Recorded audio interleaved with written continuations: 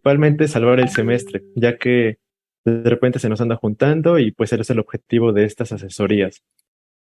Entonces, ¿cómo lo vamos a hacer? Para esta sesión dividí el tema en cuatro grandes porciones. Uno es la síntesis y secreción de las hormonas tiroideas. Vamos a ver cuál es el proceso a través de cómo se sintetizan estas hormonas.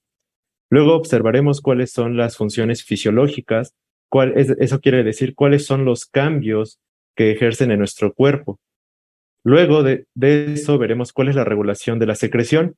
Durante esta semana les han venido hablando en las asesorías pasadas del eje hipotálamo-hipófisis y determinada glándula.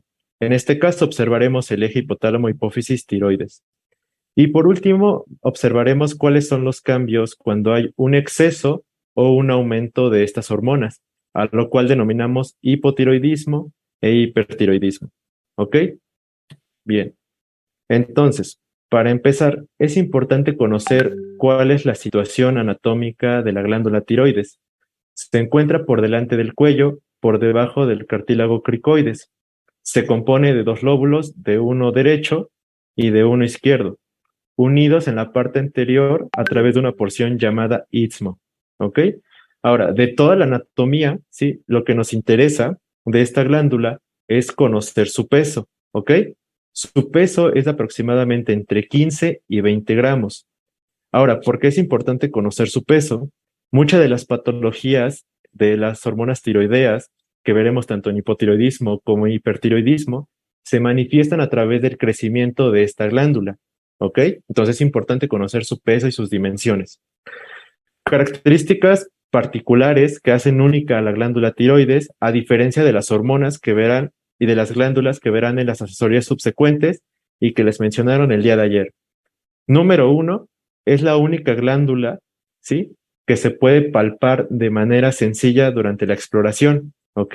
Y es por eso que cambios en el tamaño pueden ser detectados de manera temprana. También es la única hormona capaz de poder almacenarse en el líquido extracelular a través de una estructura llamada coloide, ¿ok? Es las únicas hormonas que pueden almacenarse en el líquido extracelular.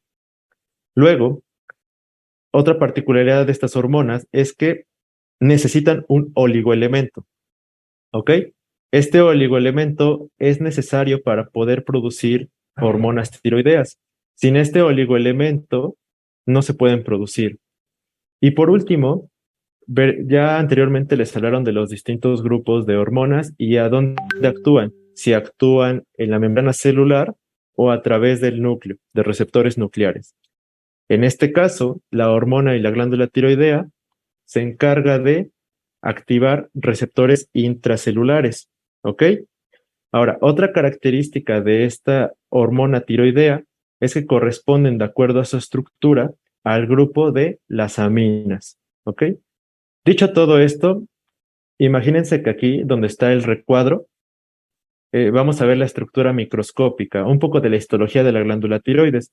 Entonces, imaginen que nosotros tomamos un cachito del que se encuentra ahí en el cuadrito y observamos más o menos estas estructuras, ¿ok? ¿Qué es lo que observamos? Pues parece una gelatina, parecen distintas células. Para esto necesitamos acercar un poquito más el microscopio, ¿ok? Y observamos esta estructura que tienen del lado derecho. Representado en un esquema que viene en los libros, obtenemos lo de la imagen izquierda. ¿Y qué observamos? Bien, pues las distintas células que componen a mi glándula tiroides, observamos también los capilares que se encuentran en la glándula tiroides, así como esta sustancia gelatinosa llamada coloide. ¿Ok? La glándula tiroides tiene dos tipos de células. ¿Ok? Primero son las células de tipo C. Estas células de tipo C se encargan de secretar calcitonina. Como verán en asesorías posteriores, la calcitonina participa en el mecanismo de la regulación tanto del calcio como del fósforo y se estudia junto a la a la glándula paratiroides. Por otro lado, y el motivo de estudio del día de hoy, son las células foliculares. Estas células foliculares se encargan de secretar hormona tiroidea. ¿Ok? Luego de esto, conocer qué es la unidad funcional. ¿ok? Nosotros le llamamos unidad funcional al folículo tiroideo. Y ustedes me podrán preguntar, ¿qué es el folículo tiroideo? Pues el folículo tiroideo es el conjunto de tres estructuras. Número uno, de la célula folicular. Número dos, del coloide. Y número tres, de las células parafoliculares. ¿Ok? Estos sí se los pueden llegar a preguntar en su examen. Entonces, ¿qué es el folículo tiroideo? La unidad funcional. ¿Qué lo componen? Estas tres estructuras. Bien, ahora tenemos del lado izquierdo un esquema similar al visto anteriormente. ¿Qué es lo importante de todo esto? Bien, pues que aquí dentro de mi coloide, de esta porción gelatinosa, ¿sí? Se encuentra una proteína muy importante llamada tiroglobulina. Como veremos más adelante, esta proteína que forma el coloide llamada tiroglobulina sirve como una ancla para las hormonas tiroideas. Sirve como un almacén para que se puedan ir liberando de poco en poco. Luego, estas células que encontramos aquí de color verde, que corresponden a las células foliculares, son las encargadas de sintetizar estas hormonas. ¿Cuáles hormonas? La tiroxina, o también llamada T4, la triiodotironina, o también llamada T3. ¿Cuál es la cantidad que se produce de cada una de estas? Aproximadamente el 90 a 93% de todas las hormonas que produce esta célula folicular sintetiza T4, ¿ok? Y solo entre el 10 y el 7% se va a sintetizar T3. Ahora viene una diferencia muy importante. A pesar de que T4 se sintetiza en mayor proporción, o sea, se sintetiza mucha cantidad, la forma activa y más potente es la T3. Veremos más adelante que hay distintos mecanismos que transforman T4 a T3, ¿va? Ahora, también se puede sintetizar otra hormona llamada T3 inversa. Esta T3 inversa, lo importante de esto es conocer que no tiene actividad hormonal, simplemente es como un desecho, ¿ok? Luego, antes de sintetizar mis hormonas tiroideas, nos podemos hacer esta pregunta. ¿Qué necesitamos para secretar hormonas tiroideas? Bueno, recuerden que al inicio yo les dije que era necesario un oligoelemento. Este oligoelemento, ¿ustedes cuál creen que sea?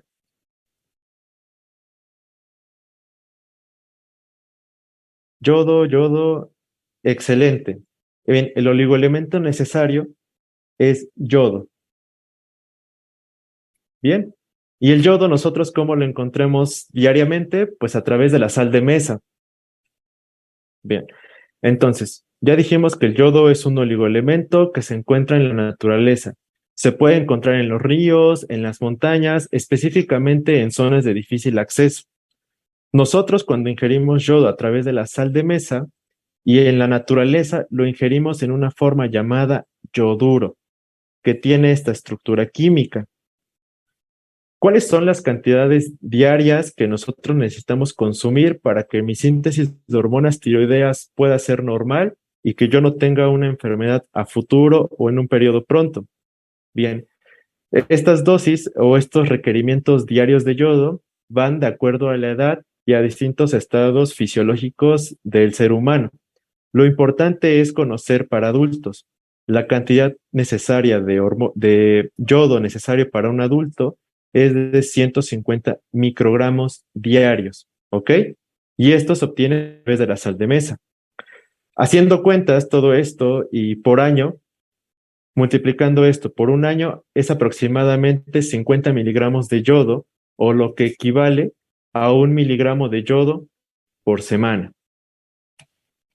Vean, y prácticamente la sal que nosotros consumimos, o si ahorita vamos a la cocina, prácticamente todos tenemos incluso la misma marca, ¿sí? Y vean que aquí dice sal yodada. Desafortunadamente, en los tiempos actuales, el consumo de sal yodada ha disminuido, y esto se debe principalmente a que nosotros hemos cambiado nuestra dieta. ¿Y a qué voy con esto? Ustedes seguramente comido una carnita asada con sus familiares y ya no le ponen sal, sino le ponen el famoso sal del Himalaya o otros distintos tipos de sales extraídos pues directamente de la naturaleza. Estas sales no tienen yodo, ¿sí? No están yodadas. Y el consumo crónico de estos productos nos va a provocar una deficiencia de yodo. Y como el yodo lo necesitamos para producir hormonas tiroideas, a la larga nos podrá producir un déficit de hormonas tiroideas, ¿ok? Ahora, ¿qué pasa si yo hoy comí sal del Himalaya y no comí sal yodada? La pregunta es, ¿voy a tener algún problema con mi síntesis de hormonas tiroideas? La respuesta es que no van a tener ningún problema. Como veremos más adelante, las hormonas tiroideas se almacenan en distintas porciones de nuestro cuerpo y esto nos ayuda a que haya una liberación constante, ¿ok? Vean, ahora, todo el yodo que nosotros consumimos a través de la sal de mesa o a través de cualquier otro producto que llegue a tener yodo, el 80% va a ser excretado a través del riñón por medio de la orina, ¿ok? 80% a través del riñón. Y solo el 20% que nosotros consumimos es aprovechado por la glándula tiroides. Eso es lo más importante. Vean, ahora en la siguiente gráfica tenemos más o menos cuáles son los países que tienen un déficit de yodo en su alimentación. Afortunadamente, prácticamente la deficiencia de yodo ha sido erradicada en el mundo debido a que el yodo es agregado a la sal de mesa. En México se cumplen estos objetivos. ¿Y a qué viene todo esto? ¿Esto siempre fue posible? No, desafortunadamente, posteriormente a los años de la Revolución Mexicana, el país estaba muy desatendido y se dieron cuenta que muchas personas tenían problemas con la tiroides, con su glándula tiroides, o les crecía, les aumentaba de tamaño esta glándula tiroides. Entonces hicieron varios estudios y vieron que la principal causa de enfermedades de la glándula tiroides era la deficiencia de yodo, ¿sí? Gracias a esto, entre el año de 1962 y 1966, por decreto del presidente Adolfo López Mateos, se hizo un decreto nacional, al menos aquí en México, después de haber determinado varios estudios y haber estudiado las poblaciones en riesgo, ¿sí? Toda la sal yodada toda la sal de mesa tiene que tener yodo, ¿va? Entonces, esta es la razón por la cual en México los problemas de hipotiroidismo, es decir, de la disminución de hormonas tiroideas en el cuerpo, ya no es la primera causa la deficiencia de yodo, ¿ok? Esto ya ha quedado muy relegado. Veremos que ahora la principal causa de la deficiencia de hormonas tiroideas, al menos aquí en México, es una enfermedad llamada tiroiditis de Hashimoto. ¿Ok? ¿Alguna duda hasta aquí?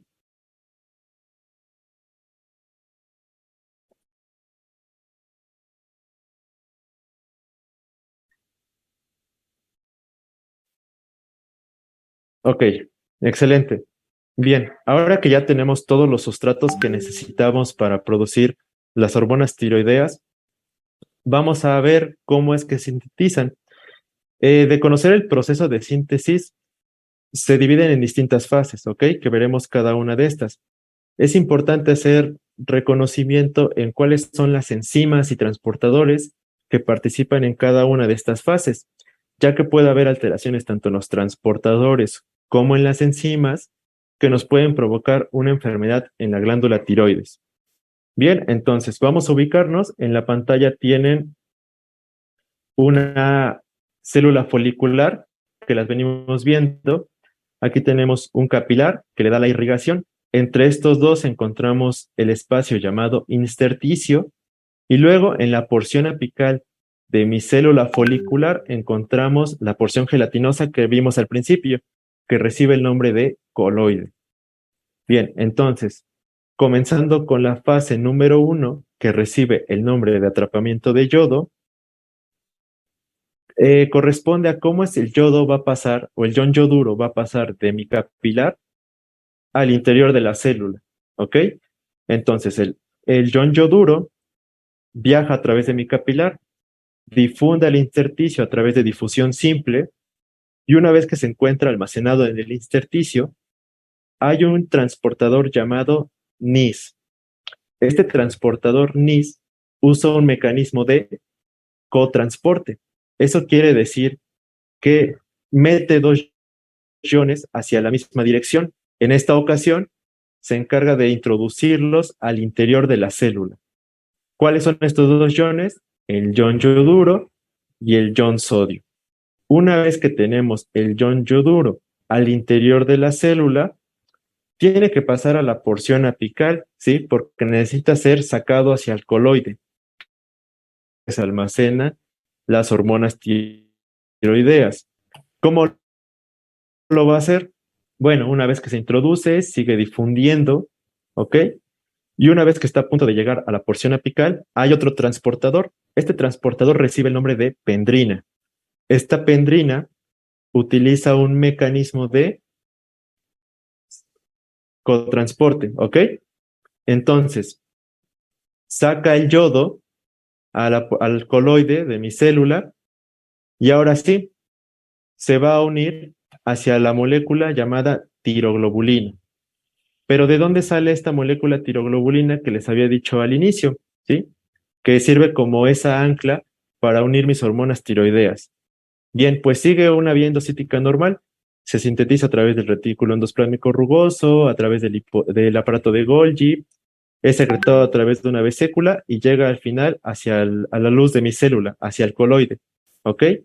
Una vez que tenemos el coloide y el ion yoduro, ahora sí, puede iniciar mi síntesis de hormonas tiroideas. Ahora, es importante conocer cómo se lleva a cabo esta reacción de unión de mi tiroglobulina con mi ion yoduro, ¿va? Para esto va a ocuparse una enzima, ¿sí? Y corresponde a la siguiente fase, llamada oxidación del ion yoduro, ¿ok? Ahora, vimos que el ion yoduro, ¿sí? Que es el que consumimos a través de la célula, viene en esta forma. Para que se pueda unir a la molécula de tiroglobulina necesita ser oxidado. ¿Quién se encarga de oxidarlo? Una enzima llamada peroxidasa, ¿ok? Esta peroxidasa, dependiendo de ustedes dónde lo lean, también recibe el nombre de tiroperoxidasa, ¿va? Y se abrevia así, TPO. En fin, esta peroxidasa o tiroperoxidasa forma yoduro a yodo, ¿va? Y para esta reacción, o para que se lleve a cabo esta reacción, además de esta enzima, se necesita el peróxido, ¿ok? Que es esta molécula que tenemos aquí, H2O2, ¿va? Entonces, son esos sustratos que se necesitan para que mi yodo esté oxidado.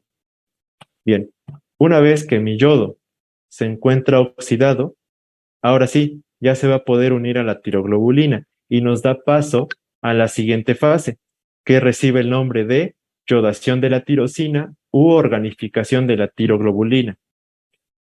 ¿Cómo lo hace? Pues vean, ahora hacemos un zoom. Este yodo está representado con estas bolitas azules, ¿ok? Todo lo que se encuentra de color negro representa la estructura química de mi tiroglobulina. Entonces, cuando se une un yodo a mi tiroglobulina, obtenemos una hormona llamada monoyodotirosina. Cuando se unen dos yodos, mi hormona se llama diyodotirosina. ¿Va? Muy fácil. Ve. Entonces, ¿cómo se va a formar la T3 y la T4? Esto ocurre con puras matemáticas, uniendo una monoyodotirosina con una diyodotirosina, lo cual nos va a dar una triyodotironina. Si unimos dos diyodotirosinas, tenemos una tiroxina, o también llamada tetrayodotironina. El nombre lo da la cantidad de yodos que se han unido a la molécula de tiroglobulina. Y lo podemos observar aquí. Miren cómo está del lado derecho, que se encuentra señalada con el cursor, se encuentra una diyodotirosina porque tiene dos yodos, aquí un enlace y aquí una monoyodotirosina, igual con un solo yodo. Y abajo, en la tiroxina, dos diyodotirosinas unidas a través de un enlace. Esa es la forma en la cómo se sintetizan T3 y T4. Bueno, ya tenemos estas hormonas. Ahora, ¿alguna duda hasta aquí para pasar a la siguiente fase?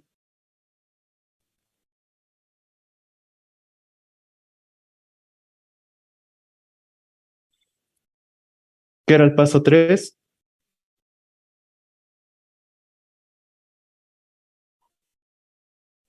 El paso 3 se refiere a la secreción de tiroglobulina, que es esa molécula o esta proteína que forma el coloide, ¿sí?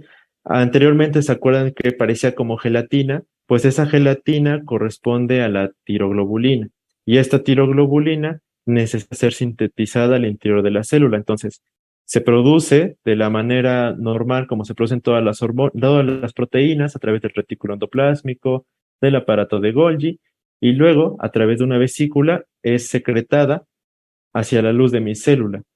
Y entonces, ahora sí, una vez que se encuentra mi tiroglobulina la porción apical de mi célula, en el coloide, va a reaccionar junto con el ion yoduro para formar mis hormonas tiroideas.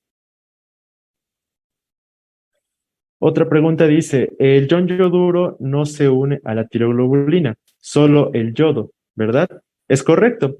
El yoduro no se une a la tiroglobulina. Recuerden que debe de ser oxidado para que se pueda unir. Es por eso que la peroxidasa en la fase 4, bien, se los enseño. Es por eso que la peroxidasa en la fase 4 se encarga de esta función. Aquí tenemos ion yoduro, ¿sí? Que se abrevia así como un signo negativo y una I, necesita pasar a un yodo, que se encuentra aquí en esta fórmula, en esta reacción, con un 1, 2. Aquí ya es la forma oxidada, ¿va? Esto, el ion yoduro por sí solo no se puede unir a la tiroglobulina, recuerden, siempre necesita ser oxidado. Entonces, ¿de quién se encarga? Recuerden, la peroxidasa o también llamada tiroperoxidasa, ¿va? Puede ser, tiene los dos nombres, tiroperoxidasa o peroxidasa, ustedes dependiendo del libro de física donde lo lean. Pero además, como un sustrato adicional, necesitan peróxido. Y el peróxido igual lo forma la peroxidasa. En conjunto, esto se encarga de la oxidación del yodo, ¿va? Otra pregunta dice, ¿por qué el yoduro debe de ir al coloide? Ah, porque en el coloide es donde ocurre esta síntesis de hormonas tiroideas. Esta fase 4 que se encuentra en pantalla y tanto la fase 5 ocurren en el coloide. El coloide, ¿sí? Se encuentra formado principalmente por esta gran molécula llamada tiroglobulina. Realmente es lo que le da ese color y ese aspecto, ¿va? Una vez que se encuentra en esta tiroglobulina, veremos que más adelante la tiroglobulina funciona como un almacén, ¿sí? Ahí es donde se guardan mis hormonas tiroideas. Y a medida que el cuerpo las vaya necesitando, van a pasar del coloide hacia los capilares, ¿sí? Dependiendo de cuánto el organismo lo necesite. Eso lo veremos un poco más adelante, pero la síntesis sí necesita ocurrir en el coloide.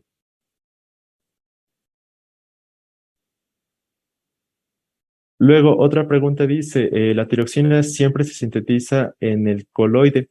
Es correcto. La tiroxina siempre se sintetiza en el coloide. También veremos más adelante que hay una conversión de tiroxina a triiodotironina, ¿sí? Eso ocurre en tejidos periféricos y lo vamos a ir abordando a medida que vayamos avanzando, ¿va? Pero la respuesta a tu pregunta es que la tiroxina siempre se forma en el coloide. ¿Puedes explicar otra vez el paso 3? Ok,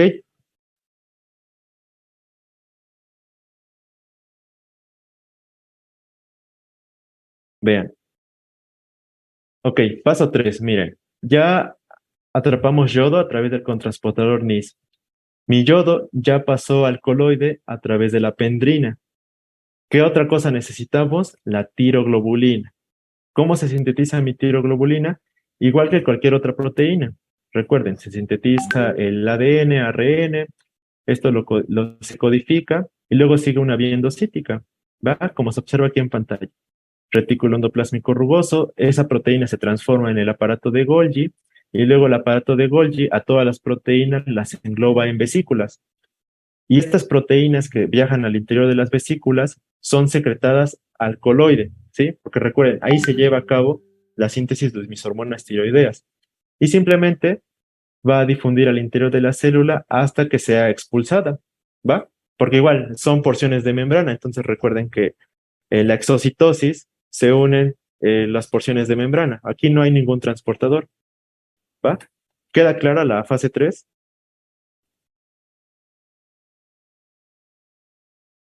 Va.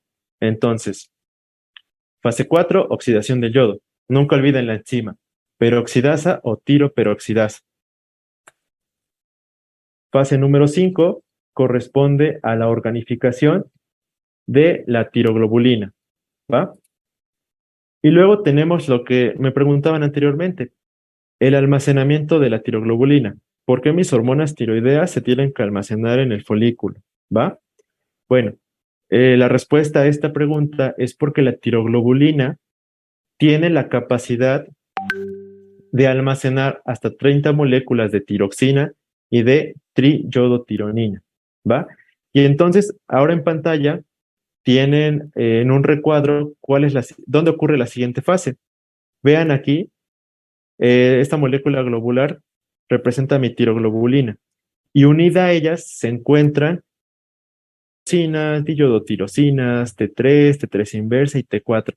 Todas las hormonas que se sintetizaron en el paso anterior.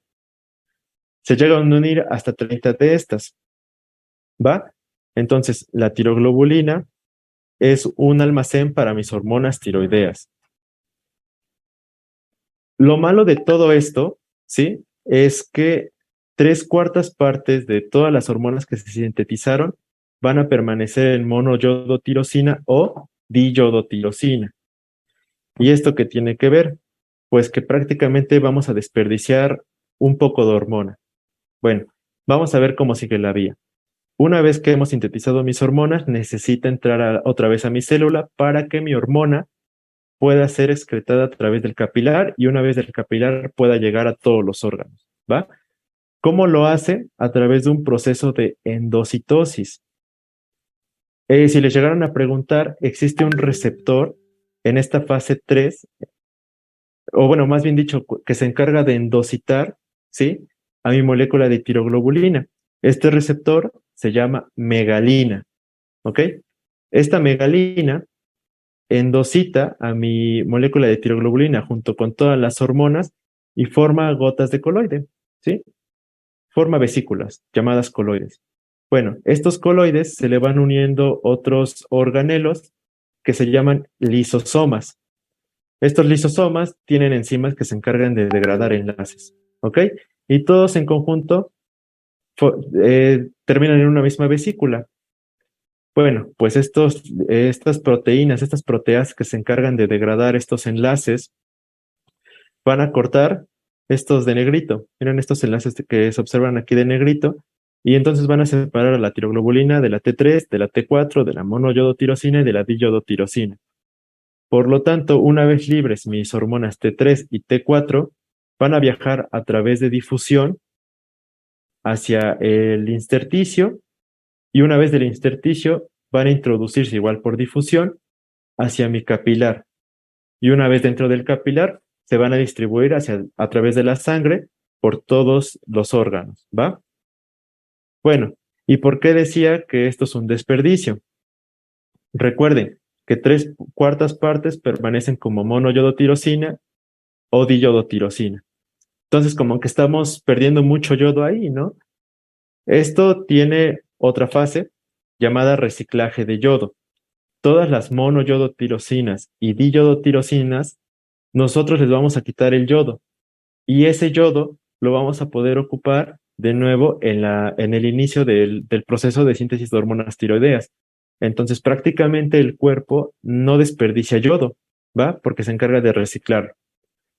Esta fase 8 de reciclaje de yodo depende de una enzima llamada desyodasa de tipo 1, ¿va? Su nombre lo dice, nos quita el yodo. ¿Alguna duda con la síntesis de hormonas tiroideas? Sí, ¿quieren que repita desde la fase 6? ¿Cómo sigue o en qué fase tienen duda?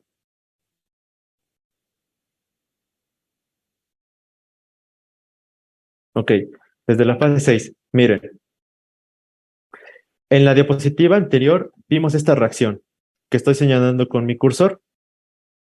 Un ion yodo ya oxidado con mi tiroglobulina. ¿Va? Aquí tiene el signo de más. En la diapositiva vimos esta reacción. Una vez que se unen estas dos, formamos monoyodotirosinas, diyodotirosinas, triyodotironina y tiroxinas, ¿va? También en una poca porción, T3 inversa. Lo importante de todo esto es recordar que estas hormonas se encuentran unidas a la tiroglobulina, por eso les vengo mencionando que la tiroglobulina es como una ancla a través de la cual todas las hormonas tiroideas se van a almacenar y entonces se encuentran almacenados en el coloide, ¿va? A medida que mi cuerpo necesite mayor o menor cantidad de una determinada hormona, van a seguir los pasos posteriores, ¿va? Que sería el paso 7, que es la liberación de hormonas tiroideas o el reciclaje de yodo, ¿va? Bueno, una vez que se han almacenado todas estas hormonas y que es el paso número 6, sigue el paso número 7, llamado liberación de T3 y de T4. ¿Cómo se lleva a cabo este proceso? A través de endocitosis. Se endocita toda esta molécula, mi tiroglobulina, con mis hormonas tiroideas. El receptor que se encarga de sensar esta endocitosis se llama mielina, ¿va? Por si se lo llegaron a preguntar. Ok, entonces se endocita y se forma una vesícula, ¿va? A esta vesícula se le van a unir otros organelos que tenemos en todas nuestras células llamadas lisosomas. Estos lisosomas tienen proteínas que se encargan de degradar enlaces. En este caso hablamos de proteasas, ¿va? Todas estas lisosomas se unen en gotitas de coloide, así se le llaman a estas vesículas. Entonces, dentro de estos coloides, de estas gotitas coloides, se van a ir degradando todos estos enlaces. El resultado de todo esto, que aquí dentro de este coloide se encuentra mi tiroglobulina, pero ya sacamos la T3 y la T4, también la monoyodotirosina y la diyodotirosina, por lo cual ahora sí van a poder, a través de un proceso de difusión simple, viajar al intersticio. Y una vez en el intersticio, a través de difusión simple también, van a llegar al capilar. Luego dijimos que 3/4 partes de toda esta síntesis se forman monoyodotirosinas y diyodotirosinas. Y dijimos que el problema de todo esto, pues es que prácticamente estaríamos desperdiciando mucho yodo. Entonces el cuerpo tiene una última fase como mecanismo de compensación llamado reciclaje de yodo. Y entonces, en este reciclaje de yodo, a las monoyodotirosinas y a las diyodotirosinas, por acción de una enzima llamada desyodasa de tipo 1, se les va a quitar el yodo. Y este yodo va a poder entrar por el paso número 1, ¿sí? Que es la captación de yodo, ¿va? Y este yodo lo vamos a poder ocupar para distintos procesos. Entonces, queda claro cuál es el proceso de síntesis de hormonas tiroideas y de cuáles son las enzimas que depende cada uno de estos, así como los transportadores.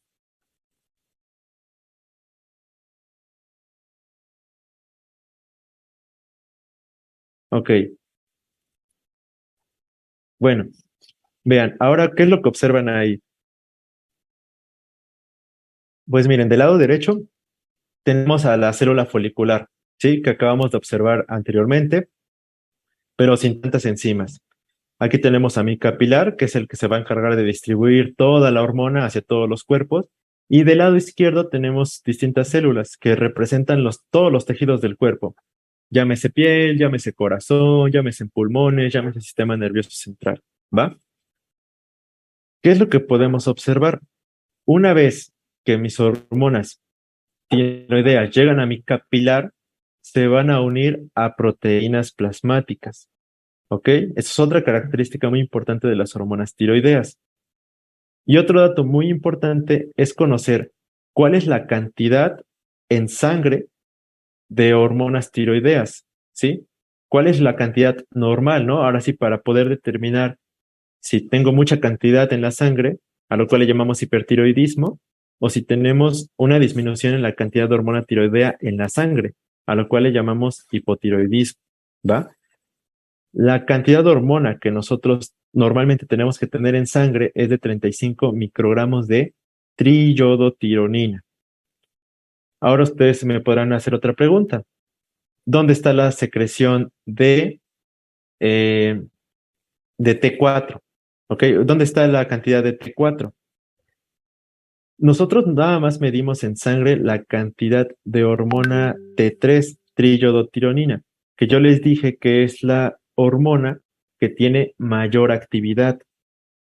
Y esto va de la mano con la unión a proteínas. Vean, ¿se acuerdan que habíamos dicho que en la al principio se sintetiza mucha hormona T4 y poca T3? Bueno, pues ¿qué pasa en los tejidos periféricos? Miren, llega hacia el lugar donde va a ser la acción, T4 difunde hacia los tejidos, también lo hace T3, se desprenden de su proteína plasmática y una vez que se encuentran en la periferia de un órgano, ¿sí? O de un sistema, pasa esto. Toda la T4 o la mayor parte de T4 termina transformándose en T3 y esto se debe a la misma enzima que vimos al interior de la célula folicular a través de la deshidrataasa de tipo 1. ¿Qué es lo que ocurre? Pues que a mi T4 le quito un yodo y se forma T3. Y a final de cuentas, esto es un mecanismo que nos permite tener una mayor actividad de las hormonas tiroideas, porque recuerden, esta es la que tiene mayor actividad, ¿ok? ¿Alguna pregunta sobre cómo es que pasa a los tejidos? Mi hormona tiroidea.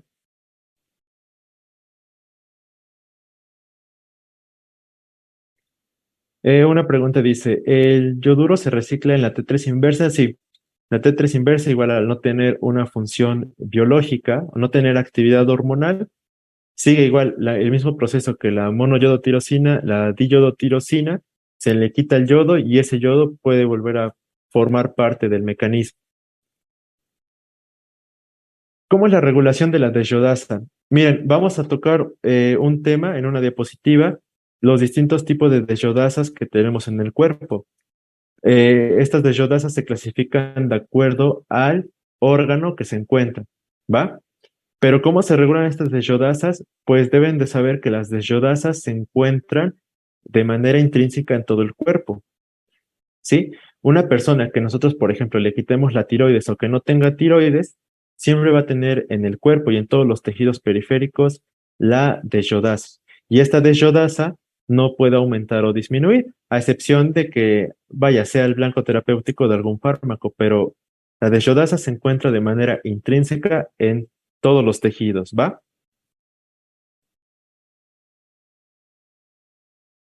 Otra pregunta dice, entonces T4 pierde un yodo por desyodasa, se convierte en T3 y ya es funcional, y esto ocurre en el vaso sanguíneo.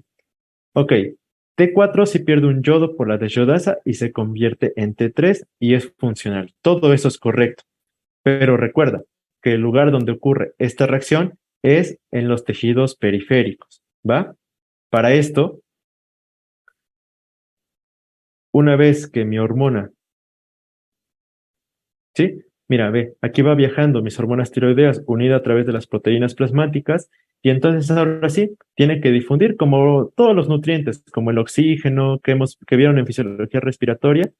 Los vasos sanguíneos se encargan de difundir los nutrientes hacia mis tejidos, ¿va? Entonces, una vez ya en los tejidos, es donde ocurre este proceso de T3, de T4 a T3, ¿va?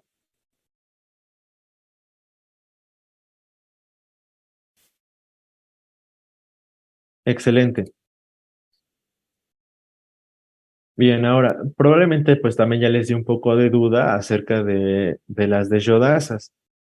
Miren, tenemos tres tipos de desyodasas. Desyodasa de tipo 1, desyodasa de tipo 2 y desyodasa de tipo 3. De la que hemos venido hablando, que es la que se encarga de reciclar el yodo y de transformar T4 a T3 en los tejidos periféricos, es la desyodasa de tipo 1. ¿Ok? ¿Dónde se sintetiza la desyodasa de tipo 1? Se sintetiza en el riñón, se sintetiza en el hígado y en menor proporción en la propia glándula tiroides. ¿Va? Luego tenemos otros dos, la desyodasa de tipo 2. ¿Dónde se encuentra esta desyodasa de tipo 2? ¿Va? Esta desyodasa de tipo 2 se encuentra exclusivamente en el sistema nervioso central. Y hacemos alusión a lo que vieron en las sensorias pasadas. Específicamente, es importante recordar que se encuentra en el hipotálamo y en la hipófisis. ¿Por qué? Es importante recordar que se encuentra en estos dos lugares, porque la desyodasa de tipo 2 va a participar en el mecanismo de retroalimentación negativa, que es el mecanismo que nos sirve para regular cuánto yo voy a sintetizar de hormonas tiroideas, ¿va? Eso lo tocaremos más adelante, pero recuerden, se encuentra en el sistema nervioso central. Luego, la desyodasa de tipo 3, ¿cuáles son los órganos donde se encuentra principalmente? ¿Sí? Se puede encontrar en útero y se puede encontrar en placenta. ¿Cuál es la función de la desyodasa de tipo 3? Pues que esta desyodasa de tipo 3 es la que forma la T3 inversa, es decir, la forma inactiva de la triyodotironina y que no tiene función biológica. ¿Va? Esto se los pueden preguntar en su examen. De todos los órganos que no mencionamos, corazón, pulmones, piel, tienen desyodasa de tipo 1. Recuerden, este es el lugar donde se sintetiza, pero prácticamente en todos los tejidos, a excepción del sistema nervioso central, tienen desyodasa de tipo 1.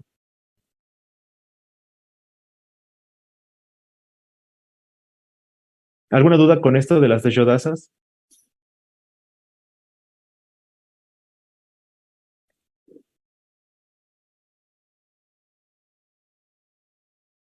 Ah, excelente. Bueno,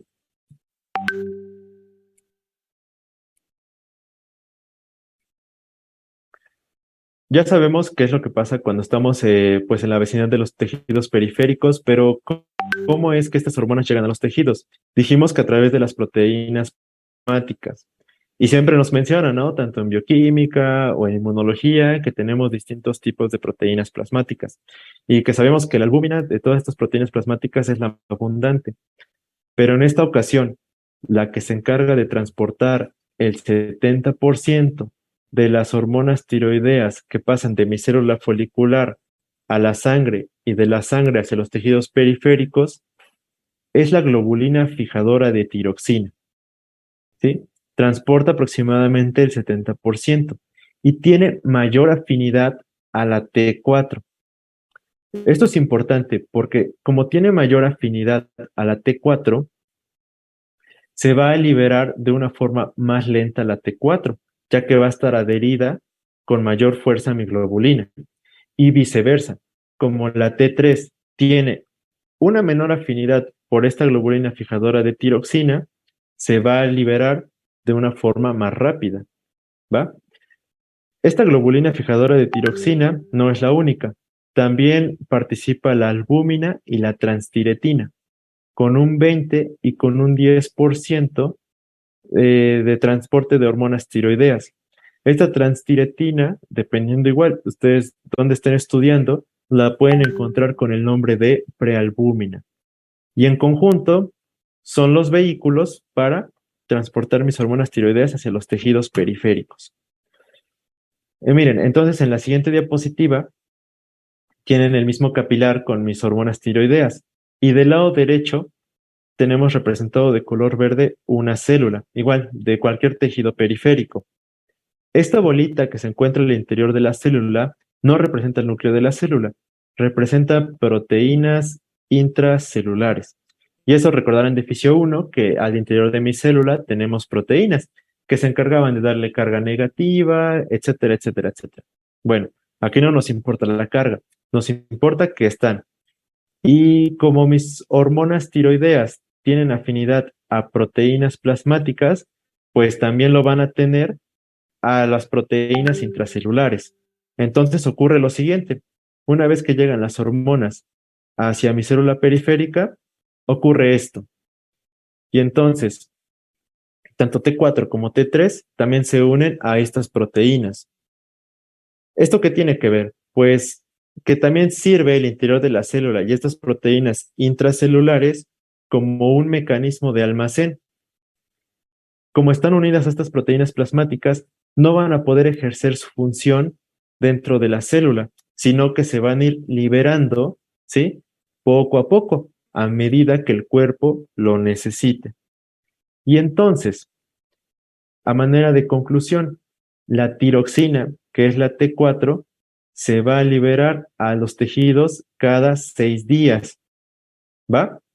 Y la triiodotironina va a tardar un día, ¿ok? Van a tardar 6 días T4 y T3 en hacer esa animación, pasar de los tejidos hacia la célula periférica, ¿ok? Todo esto por la afinidad a las proteínas.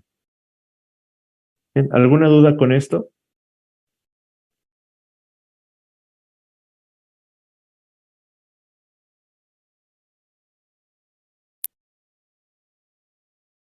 Va, gracias.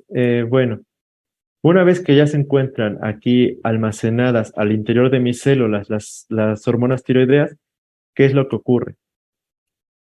Ven, esa propiedad de que se pueden ir liberando lentamente porque están unidas a las proteínas intracelulares, le va a dar la propiedad de tener a las hormonas tiroideas un inicio lento de acción y un inicio y un periodo de acción prolongado. ¿Qué quiere decir?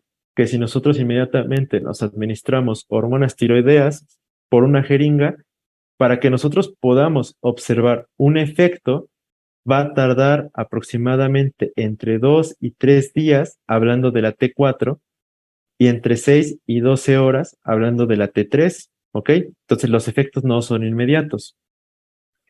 Cuando no, ahora, esto también nos da la siguiente propiedad, que el pico máximo de actividad o digamos la actividad máxima va a ser más tardía. Y tanto para T4 como para T3, ahora sí ya se habla de días para ver el efecto máximo. Entonces, para T4 lo podemos observar entre el 12º y el 10º día, y para triiodotironina, que es la T3, entre el 2 y el tercer día. Y esto viene, ustedes ya lo podrán un poco de organizar con las asesorías pasadas. Como estas proteínas, estas hormonas se unen a estas proteínas, es lo que le da esta propiedad de inicio lento y de acción prolongado. Contrario que las hormonas que no se unen a proteínas tienen un inicio de acción rápido e inmediato. ¿Va? Bueno, pues tengo que decirles algo.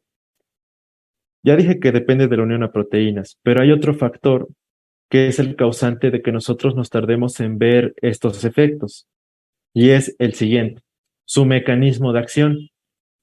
Su mecanismo de acción es de estas hormonas, es activar la transcripción nuclear, ¿ok? ¿Qué quiere decir de todo eso? Que va a actuar en los genes. Va a actuar en los genes, va a activar la transcripción, va a activar la traducción de proteínas y al final vamos a sintetizar enzimas, proteínas estructurales y transportadoras. Recuerden que las enzimas son catalizadores. Eso quiere decir que son aceleradores de las reacciones químicas en el cuerpo. Entonces, como efecto secundario, prácticamente toda la actividad del cuerpo se va a ver aumentado, ¿va? Pero bueno, hagamos un acercamiento. ¿Cómo es que van a funcionar? Miren, seguimos teniendo nuestro capilar. Ya difundieron. Esto que se encuentra de color cremita es mi membrana plasmática. Esto es mi núcleo, lo que se encuentra de rosa. Y esto que encontramos aquí de color amarillo fuerte son las proteínas intracelulares que les mencioné en la diapositiva anterior. ¿Va? Entonces, a medida que van pasando mis hormonas del capilar o se van liberando del almacén de proteínas intracelulares, se encargan de entrar al núcleo, ¿va? Entran al núcleo. Observen cómo de T4 pasa a T3. Ok. T3 entra a mi núcleo y se une a su receptor. ¿Cuál es el nombre de este receptor? Es un receptor heterodimérico. ¿Qué quiere decir que es heterodimérico? Que tiene dos porciones. Lo compone un receptor de retinoides X y un receptor de hormona tiroidea. En conjunto forman el receptor de hormonas tiroideas propiamente dicho. Se une el ligando a su receptor y se encarga de activar un elemento de respuesta a la hormona tiroidea. Todo esto activa la transcripción de genes, sintetizamos ARN, luego lo traducimos y de la traducción formamos proteínas. Y se van a formar proteínas en todos los sistemas. En el hueso, que nos va a ayudar para el crecimiento, en el desarrollo del sistema nervioso central, para que se desarrollen estas neuronas, el sistema cardiovascular y el metabolismo. Todos estos procesos aumentan el metabolismo y con ello aumentan la temperatura del cuerpo. ¿Ok? Vamos a ver más adelante por qué es que aumenta la temperatura del cuerpo. Esto que acabamos de ver se le llaman efectos genómicos de las hormonas tiroideas, la síntesis de proteínas secundarios a la unión de mi receptor nuclear. Sin embargo, también tiene otro mecanismo de acción llamado efectos no genómicos. ¿Estos efectos no genómicos a qué se refieren? Bueno, pues que mis hormonas tiroideas también van a tener otro sitio de acción que no es el ADN, sino que se encargan de tener receptores al interior de mi citosol o al exterior de mi membrana plasmática. Entonces, las hormonas tiroideas también pueden funcionar o unirse a determinados receptores, tanto en la membrana como en el citoplasma, y activar el consumo de oxígeno. ¿Por qué hay mayor consumo de oxígeno? Porque gracias a los efectos no genómicos hay mayor cantidad de mitocondrias. ¿Ok? Al haber mayor cantidad de mitocondrias, recordarán que una de sus funciones principales es captar mayor oxígeno y formar mayor cantidad de ATP. ¿Va? Entonces, a manera de conclusión, gracias a los efectos tanto genómicos como no genómicos, aumenta mi metabolismo y también aumenta con ello el consumo de oxígeno. ¿Va? Acompañado de esto, de la síntesis de proteínas, tanto estructurales como funcionales, también como de enzimas, en todos los órganos o sistemas de mi cuerpo. ¿Vean? Y aquí tenemos el resumen. Los efectos genómicos dependen del receptor de retinoide y de hormona tiroidea, activan la transcripción y la traducción, sintetizan nuevas proteínas, mientras que los efectos no genómicos, su sitio de acción es la membrana plasmática y el citoplasma, se encargan de aumentar la cantidad de mitocondrias. A su vez, también pueden regular canales iónicos, fosforilación oxidativa y AMP cíclico, que son segundos mensajeros, ¿ok? Pero los efectos genómicos son los responsables del aumento del consumo de oxígeno. ¿Alguna pregunta hasta aquí?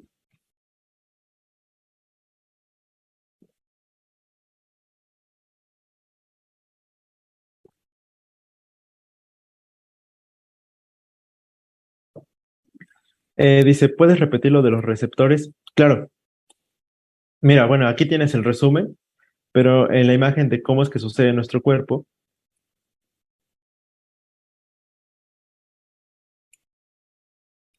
vamos a dibujarlos.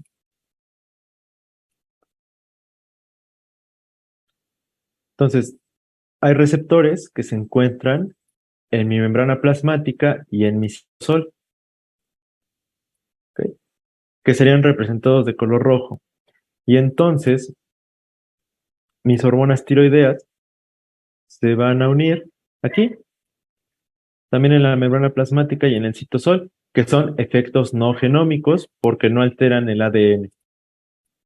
¿Va? Entonces, una vez que se une este receptor con las hormonas tiroideas, se encarga de producir mayor cantidad de mitocondrias. Y al haber mayor cantidad de mitocondrias, aumenta mi consumo de oxígeno, porque recuerden que una de las principales funciones de la mitocondria es generar ATP. ¿Y qué necesita para formar ATP? Oxígeno. Entonces aumenta el consumo de oxígeno, ¿va?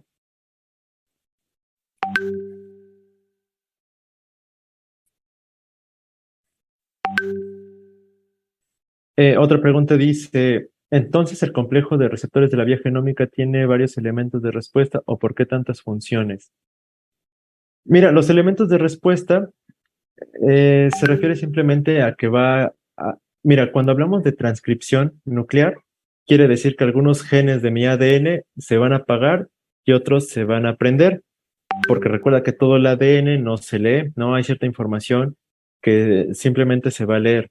Entonces, esos elementos de respuesta se refiere a que va a aumentar la síntesis de proteínas, ¿ok?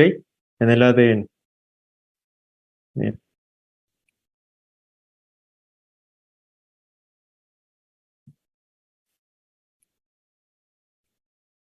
Mira, cuando hablamos, te digo, de transcripción de genes, hay determinados genes que se apagan y se prenden, ¿ok?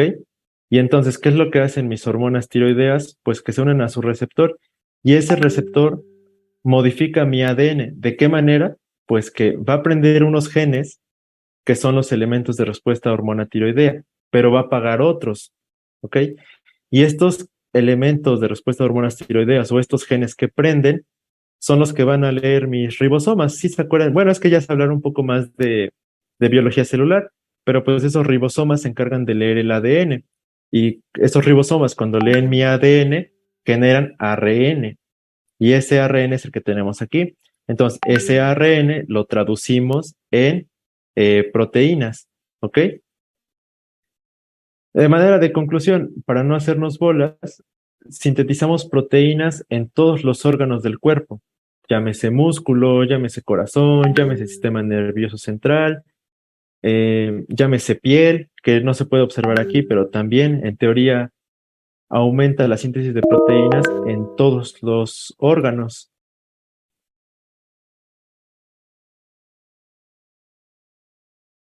Otra pregunta dice, ¿podrías repetir qué efectos son los que generan un mayor consumo de oxígeno, por favor? Sí, mira, recuerda que los efectos no genómicos aumentan la cantidad de mitocondrias, ¿ok? Y al haber mayor cantidad de mitocondrias, necesitamos una mayor cantidad de oxígeno. Y ahora, ¿por qué necesitamos mayor cantidad de mitocondrias? Porque necesitamos formar más ATP.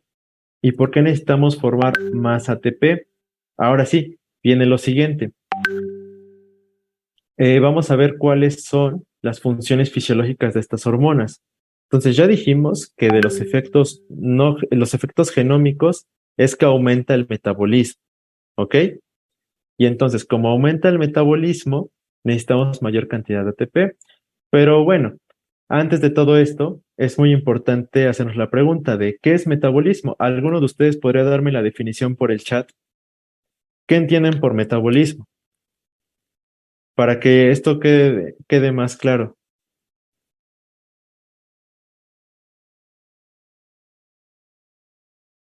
O ustedes a lo mejor, o qué es lo que entiendan hasta el momento, o qué les han dicho, por ejemplo, sus maestros de bioquímica como metabolismo.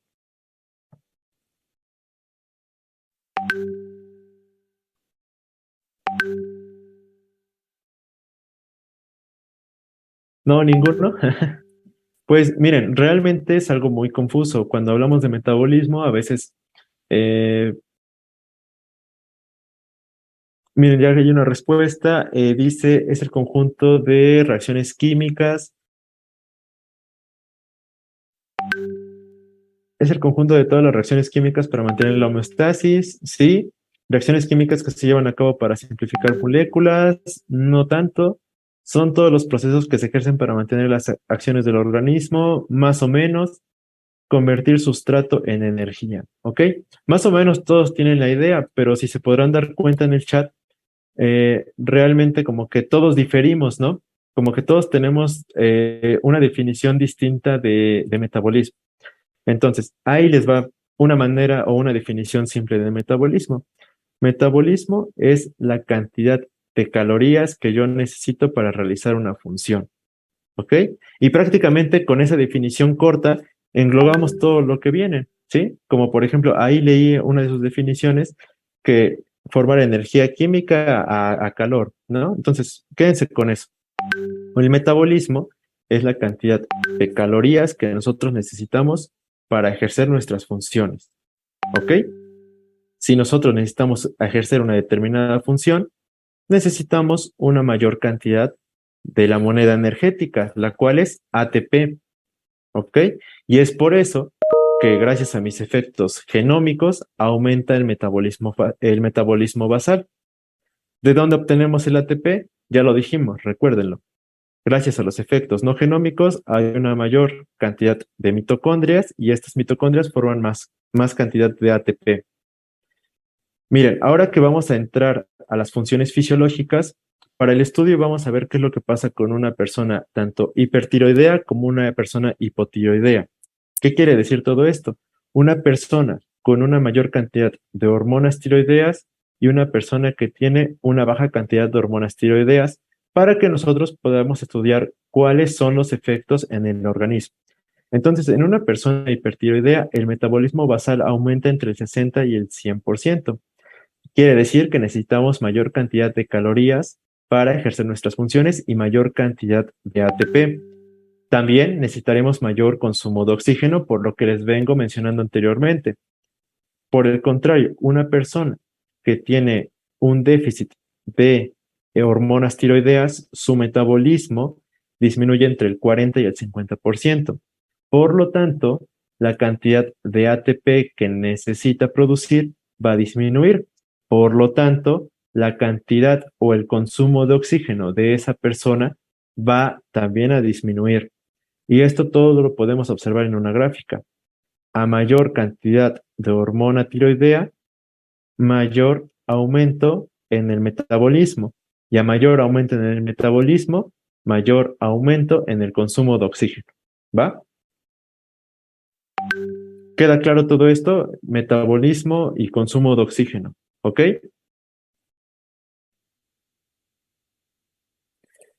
Miren, entonces todo esto nos va a dar pauta hacia los siguientes efectos.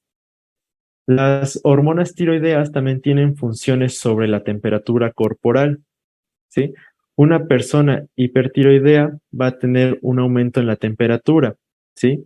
Y una persona con un déficit de hormona tiroidea va a tener una disminución en la temperatura corporal. Ahora, ¿a qué se debe este aumento de la temperatura corporal? Se debe a nuestra amiga de fisiología 1, a la bomba sodio-potasio ATPasa. Como esta bomba sodio-potasio ATPasa necesita también mayor cantidad de ATP, el ATP al ser hidrolizado a ADP para que esta bomba pueda funcionar, gracias a esta reacción se libera calor, ¿ok? Y entonces, cuando mi bomba sodio-potasio trabaja a una velocidad mayor, aumenta mi temperatura, ¿va? Todas las células del cuerpo recordarán que tienen la bomba sodio-potasio para mantener el potencial de acción. Entonces, por eso es que ocurre un aumento en la temperatura de todo el cuerpo. Esto sí se los pueden llegar a preguntar. ¿De qué depende el aumento de la temperatura corporal? El aumento en la actividad de la bomba sodio-potasio ATPasa. Entonces, eso nos da pauta a cuáles son los efectos en el crecimiento, ¿sí? ¿Cómo mis hormonas tiroideas van a afectar el crecimiento? Número uno, cambian la velocidad de crecimiento. En una persona hipotiroidea, la velocidad de crecimiento es menor, mientras que en una persona hipertiroidea, la velocidad de crecimiento va a ser mayor. Por ejemplo, ponemos a un salón de niños, tenemos a un niño de 10 años normal, una persona hipotiroidea y otro niño hipertiroideo. El niño normal, pues tiene la estatura promedio. El hipotiroideo va a ser más pequeño y el hipertiroideo va a ser el más alto de los tres, ¿ok? Lo podemos observar aquí. Del lado izquierdo tenemos a un niño que tiene sus hormonas tiroideas normales y a la derecha tenemos a un niño con deficiencia de hormonas tiroideas. Vean cómo, a pesar de que los dos tienen 10 años de edad, la estatura es menor en el hipotiroideo. ¿Ok? Otra función de las hormonas tiroideas es el neurodesarrollo. Miren, las hormonas tiroideas se encargan de producir y de que nuestros nervios se mielinicen. Y gracias a la mielinización es que los impulsos nerviosos pueden viajar y pueden hacer conexiones. ¿Qué pasa si nosotros no tenemos hormonas tiroideas al nacimiento? Pues tenemos un grave peligro porque las personas que nacen sin glándula tiroides o que tienen hormonas tiroideas disminuidas desde el nacimiento, obtienen un retraso mental permanente debido a la función del neurodesarrollo de las hormonas tiroideas. Vean, ahora en esta gráfica observamos cómo cambia la edad mental o neurodesarrollo y la estatura y la edad ósea. Imagínense que nace un niño que no tiene glándula tiroides, ¿ok? Y de repente sus papás no se dan cuenta que nace sin glándula tiroides, sino que ya se dan cuenta hasta un mes después. Desafortunadamente, un niño recién nacido no puede pasar más de 15 días sin hormonas tiroideas. Esto genera lo que les comentaba al inicio, un retraso mental permanente. ¿Qué pasa si nosotros después de este mes le administramos hormonas tiroideas al niño para tratar de corregir los defectos? Vean que a pesar de nosotros aumentar la cantidad de hormonas tiroideas que se representa con la barrita de color verde, la edad mental no aumenta, ¿ok? Sin embargo, sí es posible corregir la estatura, ¿va? Entonces, los cambios en la velocidad de crecimiento se pueden corregir y los cambios en el neurodesarrollo no se pueden corregir. Luego viene otra función, la cual es el aumento o la disminución en el peso corporal. Las personas hipertiroideas tienen una disminución en el peso corporal, mientras que los hipotiroideos tienen ganancia de peso corporal, ¿ok? Gorditos hipotiroideos, hipertiroideos flaquitos, ¿va? Vamos a ver por qué. Vean, para ver las funciones nos vamos a centrar en cuál es el efecto en carbohidratos, lípidos y proteínas. ¿Cómo es que influye en el metabolismo de los carbohidratos mis hormonas tiroideas? Pues se encarga de que la glucosa sea más captada, de que haya glucólisis, es decir, que la glucosa que yo estoy captando la utilicemos para formar más ATP, gluconeogénesis. Eso quiere decir que yo siga sintetizando mayor cantidad de glucosa a partir de otros sustratos, como lo son proteínas y lípidos. ¿Ok? Entonces, ¿para qué quiero más glucosa? Para seguir formando más ATP, aumenta la absorción digestiva y por lo tanto, si yo también tengo mayor cantidad de glucosa, pues aumenta la secreción de insulina, que ya lo verán cuando vean la asesoría de páncreas endocrino. A manera de conclusión, ¿ok? Todos estos procesos los podemos englobar. Necesitamos mayor cantidad de glucosa para formar ATP. Punto. Eso es lo que hacen las hormonas tiroideas, absorber más glucosa para formar mayor cantidad de ATP. Luego, en el metabolismo de lípidos, disminuyen los depósitos de grasa.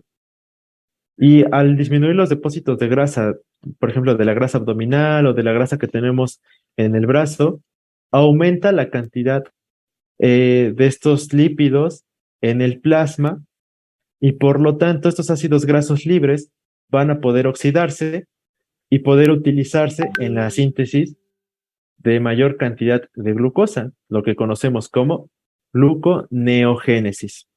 Prácticamente, a manera de conclusión, disminuye nuestra cantidad de lípidos. Es por eso que una persona que tiene una mayor cantidad de hormona tiroidea va a adelgazar, va a perder grasa. Y al contrario, una persona que tiene un déficit de estas hormonas tiroideas va a almacenar más grasita. Estos son contra carbohidratos, lípidos y ahora contra proteína. Para las proteínas sucede algo muy chistoso. Al principio, si nosotros le agregamos hormona tiroidea a una persona, podríamos pensar que esta va a ganar más fuerza, por todo lo que les vengo diciendo, ¿no? Porque se sintetizan más proteínas, porque se aumentan todos los procesos celulares, porque tengo mayor cantidad de energía. Entonces, al principio podríamos decir que tenemos mayor cantidad de fuerza. Esto es falso. ¿Qué es lo que ocurre? Tanto en hipertiroidismo como en hipotiroidismo tenemos atrofia muscular. Las personas se sienten cansadas. ¿Y por qué sucede esto? Vean, en el caso del hipertiroidismo, sí, al inicio puede haber un aumento en la fuerza de los músculos, porque se sintetizan más proteínas, porque hay mayor cantidad de ATP, porque tengo más gasolina, que es la glucosa, pero finalmente hay atrofia muscular porque todos los procesos celulares se aumentan.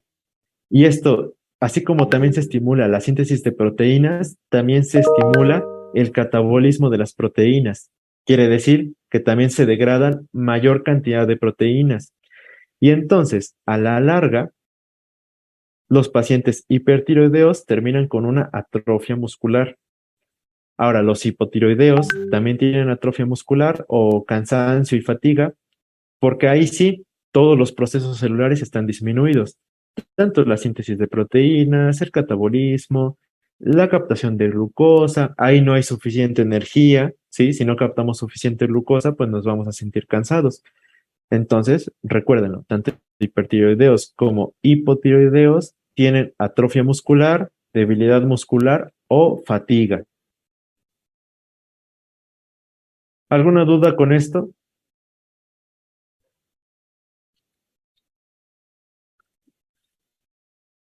Miren, aquí en esta tabla que tienen en pantalla, observa un resumen de los efectos más importantes y que les acabo de mencionar. De la columna de en medio, sí, que estoy señalando, corresponde a hipotiroidismo y la de la derecha corresponde a hipertiroidismo. Rápidamente vamos a analizar y a sintetizar y aterrizar todas las ideas. La tasa metabólica o metabolismo disminuye en hipotiroidismo, hipertiroidismo aumenta. Metabolismo de los hidratos de carbono en un hipertiroidismo disminuye la captación de glucosa, disminuyen todos estos procesos, mientras que en el hipertiroideo aumentan la cantidad y la captación de glucosa. Metabolismo de proteínas, hay menor síntesis y hay menor proteólisis, por lo tanto yo me siento cansado porque no estoy sintetizando tanto músculo, mientras que en el hipertiroidismo, así como sintetizo, también degrado mis proteínas y por lo tanto también me siento cansado. Los lípidos, hipotiroidismo, tienden a aumentar de peso porque almacenan mayor cantidad de grasa. Mientras que en los hipertiroideos aumenta la lipólisis. Quiere decir que disminuyen los depósitos de grasa que yo tengo en el cuerpo. La temperatura baja en las personas hipotiroideas y en las personas hipertiroideas aumenta. ¿De qué depende? De la actividad de la bomba sodio-potasio ATPase. ¿Ok? ¿Alguna duda?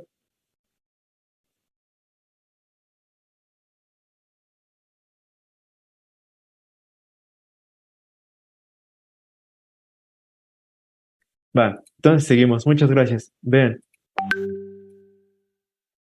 miren, ahora vamos a hacer una dinámica. Vamos a ver cómo es que afecta en el sistema cardiovascular, en el sistema respiratorio, en el sistema digestivo, el sistema nervioso central, cómo las hormonas tiroideas alteran el sueño, las glándulas exócrinas y las funciones sexuales. ¿Va? Entonces, rápidamente yo voy a ir, esto es como un resumen, tendremos al final un resumen de cuáles son los efectos de las hormonas tiroideas. Entonces, ¿qué me pueden decir?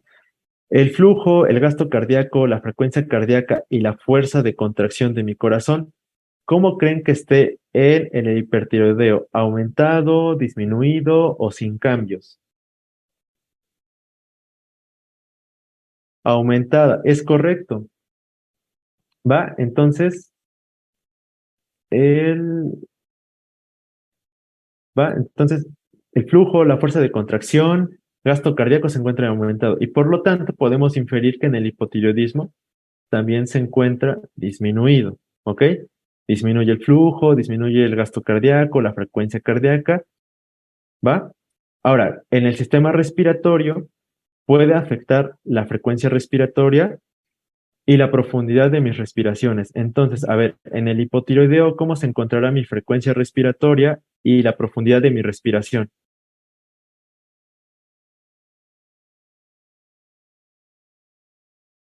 Baja, es correcto. Eso quiere decir que voy a respirar de una manera más lenta, ¿ok? Y en el hipertiroideo, de una manera más rápida. ¿Por qué? Porque aumenta mi frecuencia respiratoria. Miren, ahora en el sistema digestivo, ¿sí? Las hormonas tiroideas también se encargan de alterar la motilidad intestinal. Entonces, ¿qué creen que pasa aquí en el hipertiroideo? ¿Qué creen que pase con la motilidad intestinal? ¿Va a aumentar? ¿Va a disminuir? Ok, va a aumentar. ¿Y ustedes qué creen que se imaginen si aumenta la motilidad intestinal? ¿Cómo lo podremos observar en un paciente?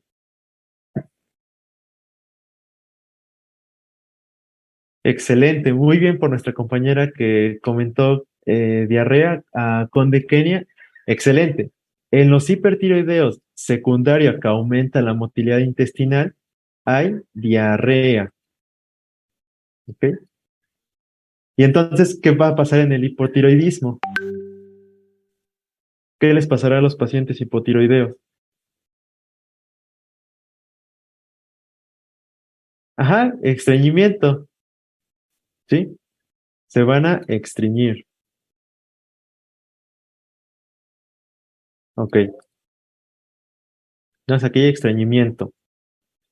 Va, ahora, en la función cerebral nos referimos a que, decirlo de alguna manera vulgar, van a ser como, van a captar más rápido las ideas, como que van a ser más inteligentes. Entonces, el sistema nervioso central se va a encontrar aumentado o disminuido en el hipotiroidismo. ¿Qué creen que ocurre en el hipotiroidismo?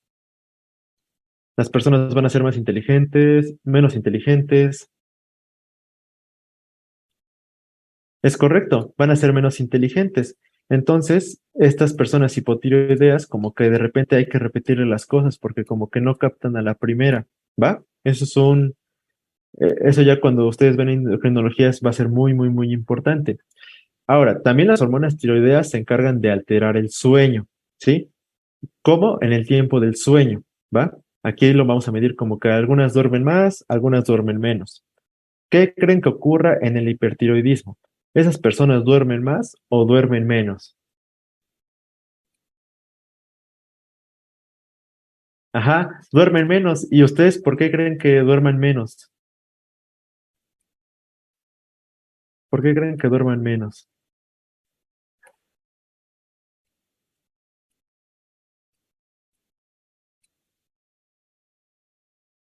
Exacto, por aumento de la excitabilidad, porque están en un estado de alerta, se relaciona con la función anterior. Como la función cerebral se encuentra aumentado, son estas personas que están como que piensa y piensa y piensa y piensa, piensa las cosas y como que quieren estar haciendo distintas cosas y por lo tanto se les va a ir el sueño.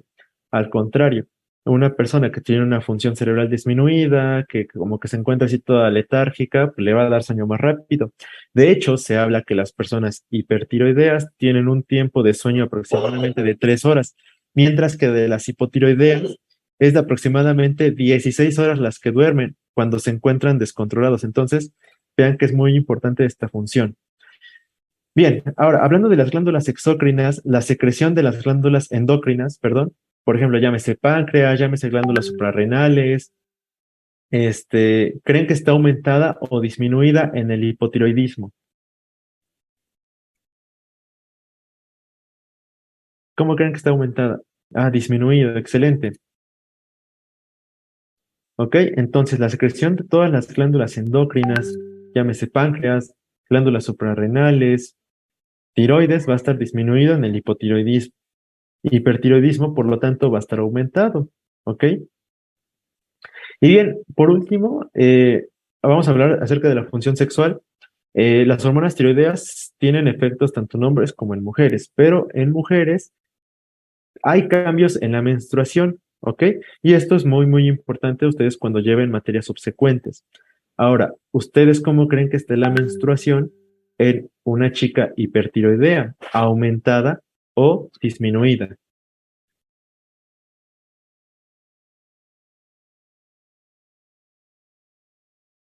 En hipertiroidismo, ¿disminuye?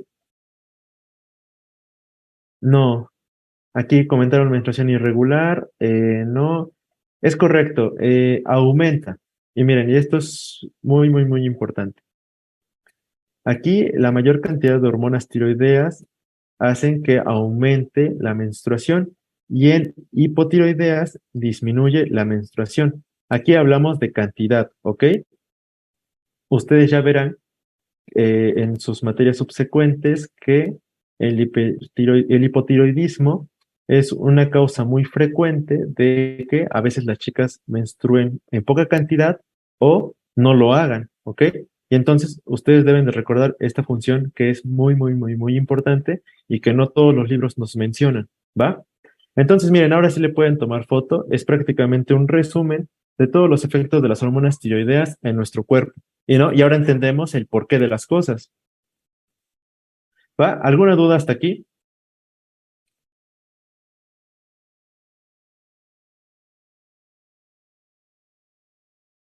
No, bueno, miren, aquí tenemos un resumen, ¿no? He integrado todos los pasos que venimos viendo, cómo es que mis hormonas tiroideas ingresan a mi célula, activan el núcleo, ¿sí? Se encargan de activar genes, todos estos genes activan proteínas, enzimas, como la bomba sodio ATPasa, eso provoca el aumento en el consumo de oxígeno, aumenta el metabolismo y el yo aumentar el consumo de oxígeno y el metabolismo, así como la síntesis de proteínas en todos los cuerpos, tenemos las manifestaciones que vimos anteriormente en la tabla. Bien. Entonces, si no hay dudas acerca de cuáles son los efectos en las hormonas tiroideas en cualquier órgano del cuerpo, vamos a pasar cómo es que se regula esta secreción de mis hormonas tiroideas. Para esto, ustedes, los instructores de las asesorías anteriores, ya les mencionaron que todo esto se rige a través de ejes hipotálamos, hipófisis, glándula.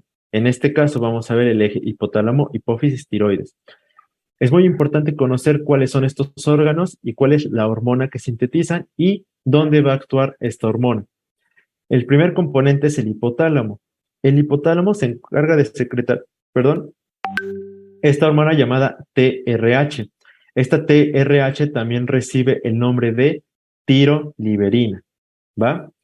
Esta TRH va a tener su mecanismo de acción o va a tener su sitio de acción, su órgano diana en la adenohipófisis, ¿ok?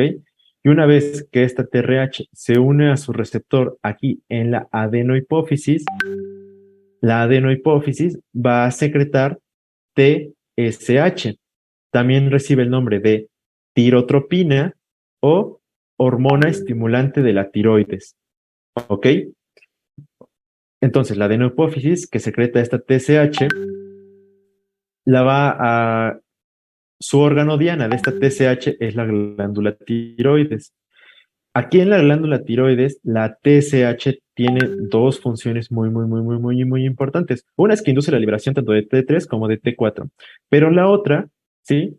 Recuérdenla siempre, aumenta el tamaño y el número de las células, ¿va?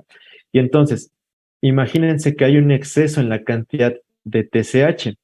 Además de aumentar la liberación de hormonas tiroideas aquí en la glándula tiroides, ¿qué otro efecto tendrá? Pues lo podemos observar aquí. Aumenta el tamaño de la glándula tiroides. Al aumento del tamaño de la glándula tiroides se le conocemos como bocio, ¿va? Esta patología, ¿sí? El bocio puede ocurrir tanto en hipertiroidismo como en hipotiroidismo, ¿ok? Y esto es por el estímulo de la TSH, no lo olviden. Vamos a ver más adelante cómo es que esta TSH o qué enfermedades de hipotiroidismo e hipertiroidismo me pueden causar el aumento en el tamaño de la glándula tiroides, ¿va? Pero bueno, recuerden, cada una de estas hormonas y dónde actúan. Esta actúa aquí, esta actúa aquí y esta T3 y T4 actúan aquí en adenohipófisis y en hipotálamo para el mecanismo de retroalimentación negativa.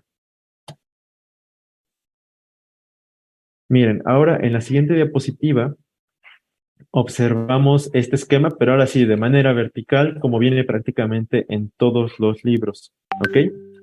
¿Qué parte del hipotálamo secreta la TRH o la tiroliberina? ¿Ok? U hormona liberadora de tirotropina, que también es su otro nombre.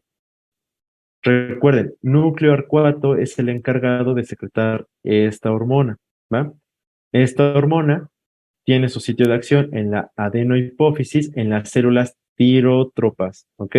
Recuérdenlo, células tirótropas, porque hay muchos tipos de células en la adenohipófisis. Luego, la adenohipófisis se encarga de secretar TSH y esta TSH viaja a través de los capilares, a través de la sangre, de nuestro sistema circulatorio y llega a la glándula tiroides para estimular la síntesis de hormonas tiroideas y estas hormonas tiroideas llegar a todos los tejidos. Una cosa muy importante es qué otras hormonas dentro de estos ejes, hipotálamos, hipófisis, glándulas, pueden alterar la secreción de hormonas tiroideas. Ayer en la asesoría les mencionaban que en la hipófisis se secretan muchas hormonas. Bueno, pues tienen que recordar que la somatostatina y la dopamina son inhibidoras de la TSH. Y entonces, si inhiben la TSH, va a haber una disminución en la cantidad de T3 y de T4, porque no habrá hormona que estimule a mi glándula tiroides, ¿va? Así como también hay hormonas que se encargan de inhibir este eje, también hay otras hormonas que pueden participar en este. Por ejemplo, las gonadotropinas, que son FSH y LH, estimulan la secreción de TSH. Y entonces, si estimulan la secreción de TSH, estimulan la secreción de T3 y de T4. ¿Va?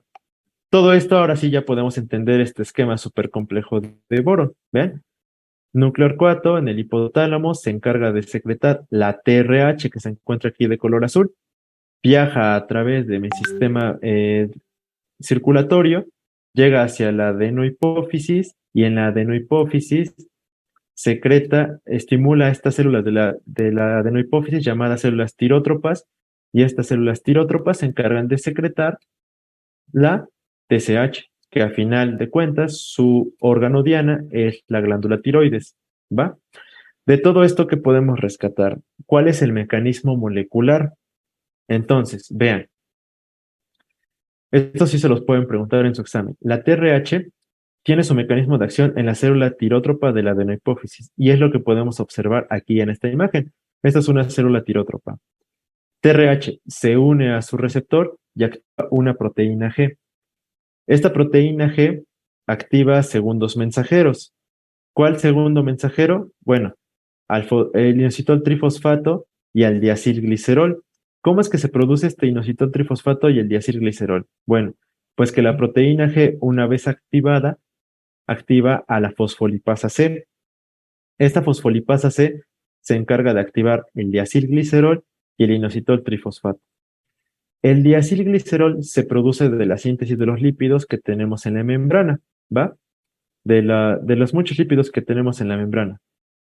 Luego, este diacilglicerol activa a una proteína llamada proteína sinasa C, y entonces esa proteína sinasa C pues se encarga de fosforilar las proteínas y de que tengan actividad.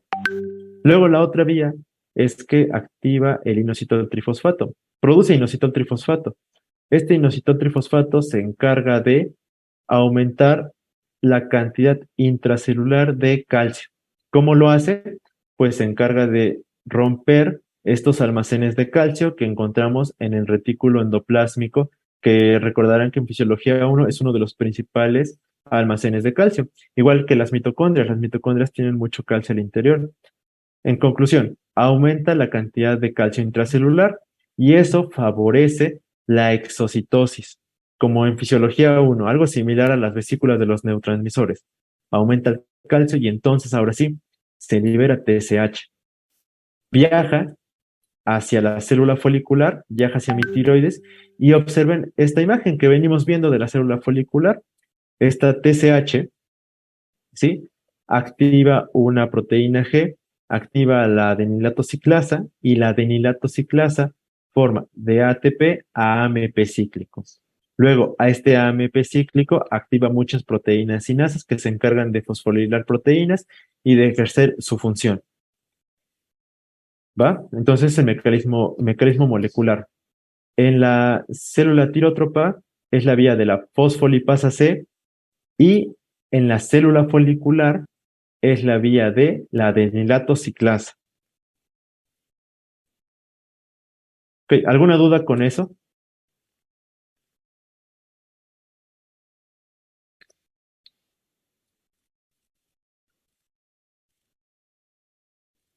Sí, claro que sí. Miren, esto sí se los pueden preguntar.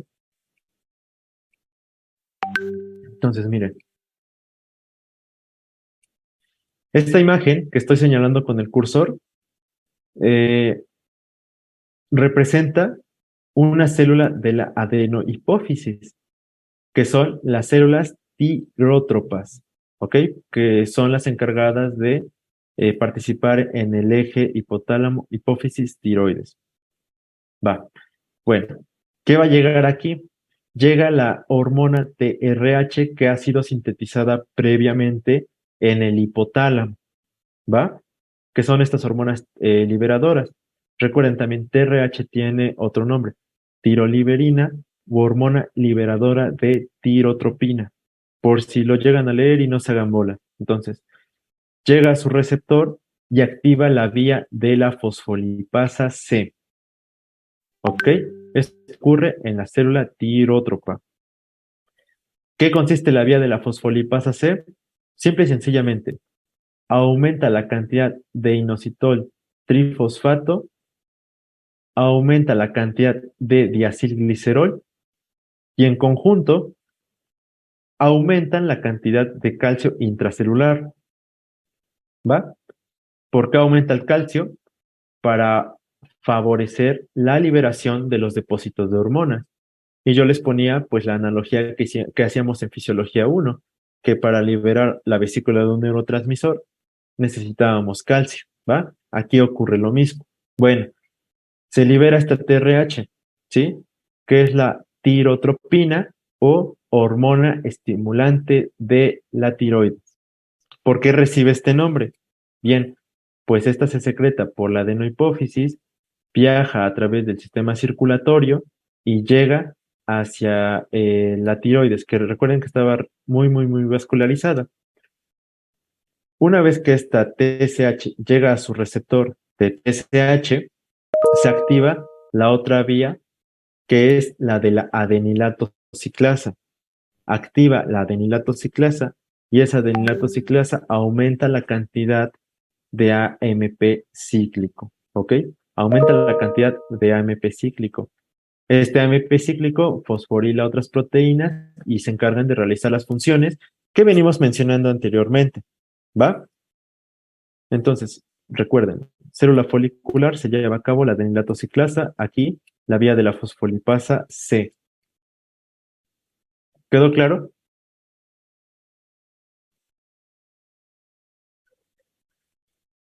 Luego hay otra pregunta que dice, la somatotropina, la dopamina, las gonadotropinas actúan en las células tirótropas inhibiendo o estimulando la TSH.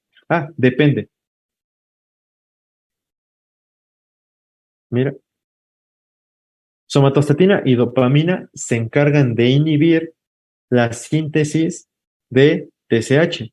Y como bien mencionas en el comentario, funcionan, o más bien dicho, su sitio de acción es ahí en la célula tirótropa, ¿va? Entonces, estas hormonas actúan en esa célula tirótropa y se encargan de inhibir la secreción de TSH, ¿va? Caso contrario, así como hay otras hormonas que pueden inhibir a la TSH, también hay otras hormonas que pueden favorecer su secreción y que no precisamente es la TRH. ¿Cuáles son? Las gonadotropinas, FSH y LH. ¿Ok? Esa sería la diferencia. Bien, ¿alguna otra duda con la diapositiva anterior?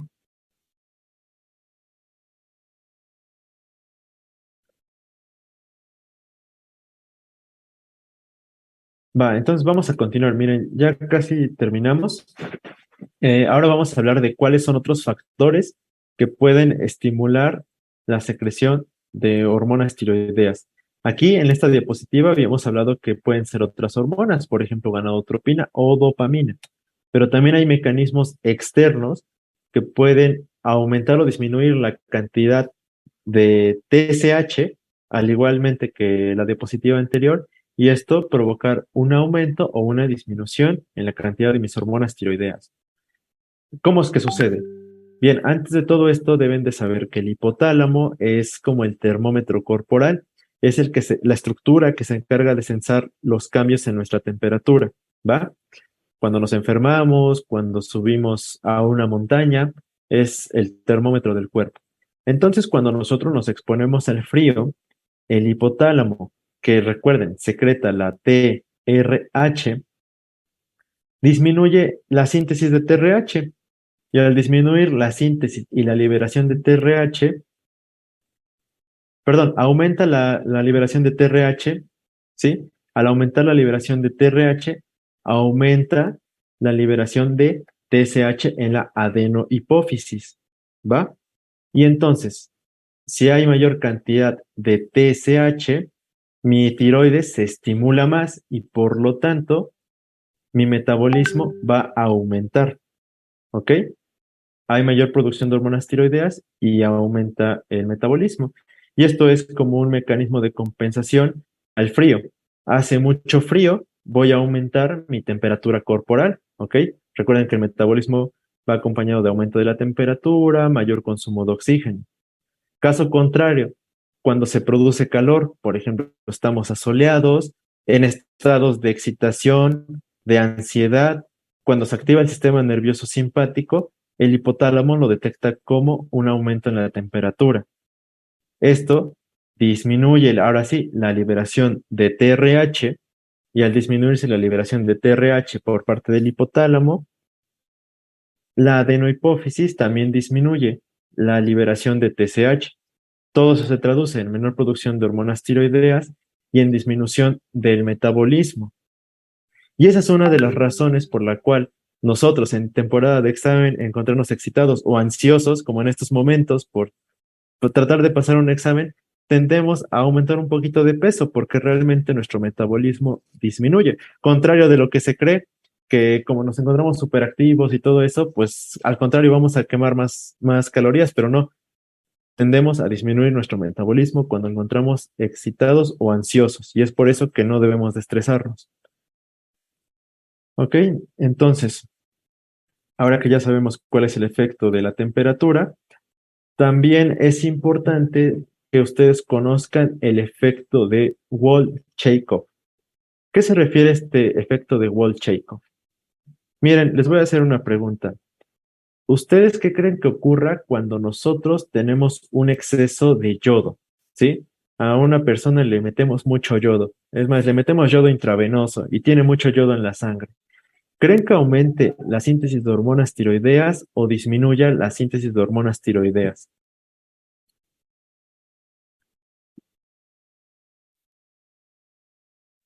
Aumenta, disminuye, hay como que están difiriendo, disminuye, aumenta. Mm. Y hay una tercera respuesta que dice que se mantiene igual, una cuarta respuesta que dice temporalmente aumenta. Bien, como que esto nos pone en situaciones un poco incómodas. Vean, la respuesta es que el aumento agudo, así, súbito, de hormonas de yodo en el cuerpo, en la sangre, disminuye la síntesis de hormonas tiroideas. Y a este proceso se le llama efecto de Wall-Jacob. ¿Cómo es que se produce este efecto de Wall-Jacob? Como pueden observar en la imagen, aquí en nuestro intersticio tenemos un exceso de yodo. Y entonces el exceso de yodo de alguna manera bloquea el cotransportador o el transportador de tipo NIS. Y entonces nosotros, al bloquear el transportador de NIS, que es el que se encarga de captar el yodo, ya no metemos yodo al interior de la célula. Y entonces nosotros, al ya no tener yodo al interior de la célula, ya no podemos transportar transportarlo al interior del coloide, que es donde se lleva a cabo la síntesis de las hormonas tiroideas. ¿Dónde podemos, ustedes, dónde creen que podamos tener este efecto? Por ejemplo, comer mucha sal o qué se les viene a la mente. ¿Por qué razón nosotros podríamos tener un aumento en la cantidad de yodo muy agudo o muy acentuado?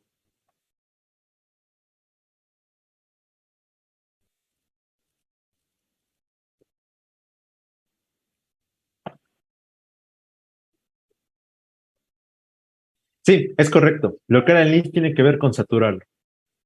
Sí, sí, es correcto. Bueno, eh, normalmente cuando nos cáncer podría ser por el consumo de sal, creo que por la sal de mesa. Puede ser, pero antes, ¿no? De comer mucha sal, pues antes podríamos volvernos hipertensos, ¿no? Antes de comer muchas papitas podríamos volvernos hipertensos. Realmente no ocurre por comer mucha sal. Ocurre porque hay ciertos fármacos y antisépticos que usamos para limpiar heridas que contienen mucho yodo.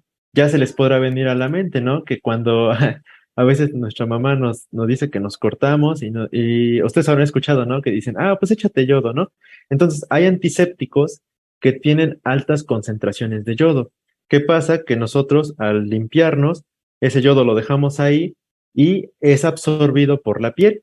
La piel, todo lo que ponemos ahí se absorbe. Es por eso que hay fármacos que son ungüentos, pomaditas, porque al final de cuentas el principio activo es absorbido por la piel. Bueno, volviendo a eso que tiene que ver con todo esto, pues que si nosotros aplicamos soluciones antisépticas con yodo, lo va a absorber la piel. Y entonces, este es un mecanismo, el efecto Wall-Chekhov, para evitar que nosotros produzcamos muchas hormonas tiroideas. Imagínense, yo me corto, me echo mi antiséptico con yodo y entonces voy a tener este hipertiroidismo, ¿no? Ahorita me va a estar bombeando mi corazón porque aumenta mi frecuencia cardíaca, no voy a poder dormir. No, todo eso es inhibido gracias al efecto de Wall-Chekhov. Entonces, el aumento agudo en la cantidad de yodo es bloqueada, bueno, el aumento agudo en la cantidad de yodo inhibe el cotransportador NIS y esto disminuye la síntesis de hormonas tiroideas. ¿Va? ¿Queda claro?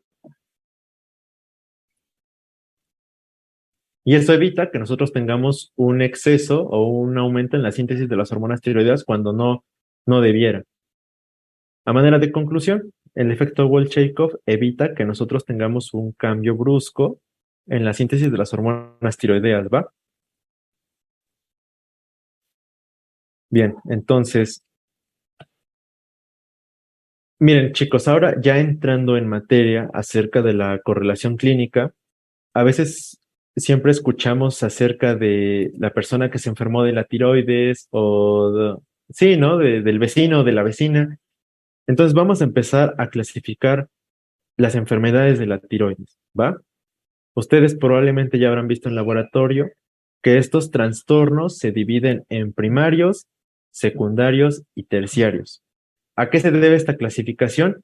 Número uno, a los primarios se refiere a que hay un defecto en la glándula tiroides que me está provocando que aumente mi síntesis o que disminuya la síntesis de hormonas tiroideas, ¿ok? El órgano blanco es la tiroides en el primario. En el secundario, el órgano blanco es la adenohipófisis. Algo tiene que ver que está aumentando, que produzca más TSH o que disminuya la TSH, ¿ok? Ya vimos, por ejemplo, algunos tipos de hormonas que pueden influir o algunos cambios externos, ¿va? Y luego el terciario se refiere a que la falla está en el hipotálamo. Algo pasa en el hipotálamo que no estoy liberando TRH o la estoy aumentando de más, la estoy liberando de más o de plano de plano no estoy sensando la temperatura, ¿ok? Así se dividen los trastornos de la tiroides. Luego, de manera más rara, existe algo llamado resistencia periférica a las hormonas tiroideas. Quiere decir que los tejidos no responden a la acción de las hormonas tiroideas, pero esto es muy, muy, muy, muy raro. Quédense con que la mayor parte de los trastornos de la tiroides son por defectos en la misma glándula, ¿ok? Son primarios. Y entonces lo que vamos a abordar el día de hoy son dos de los trastornos primarios más frecuentes, ¿va? Vamos a comenzar hablando por hipotiroidismo. Definamos hipotiroidismo. Es la disminución en la cantidad de hormonas tiroideas en sangre, ¿va?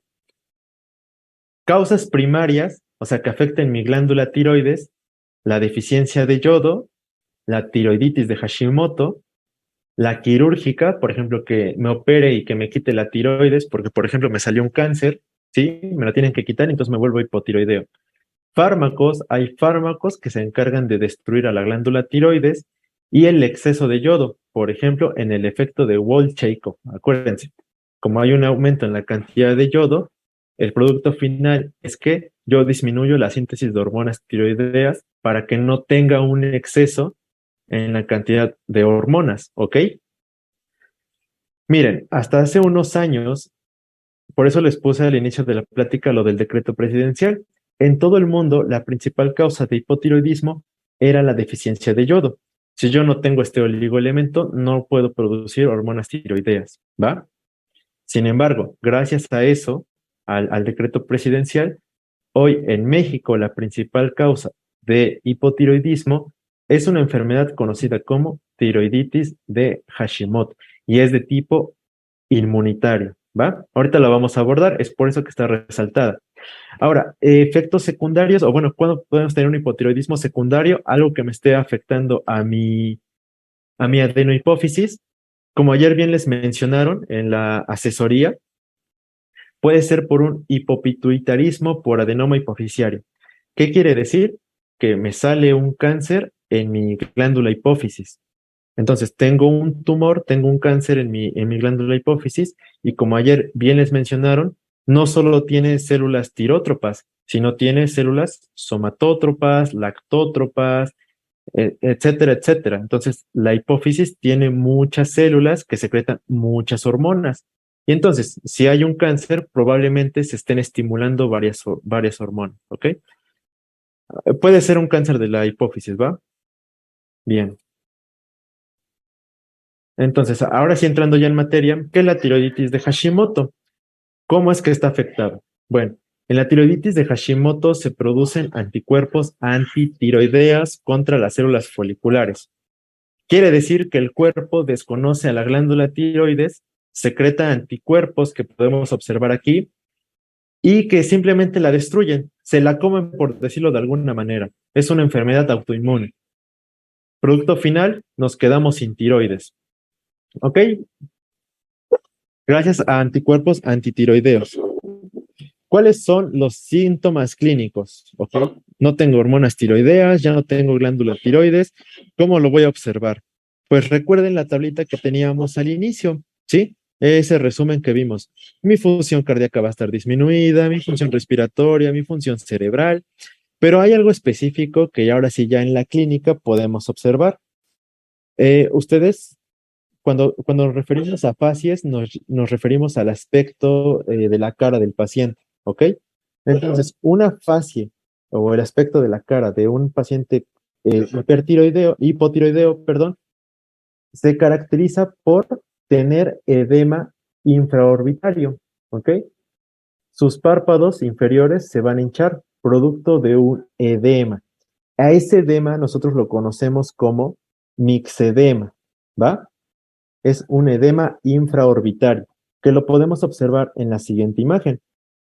Vean que por debajo de los ojos, el párpado inferior se encuentra aumentado, se encuentra grandote. A eso nosotros le llamamos mixedema. Vean, en esta paciente también se encuentra aumentado el volumen del párpado inferior. Además de esto, tenemos edema en la cara. Vean cómo es que aumenta el tamaño de su rostro.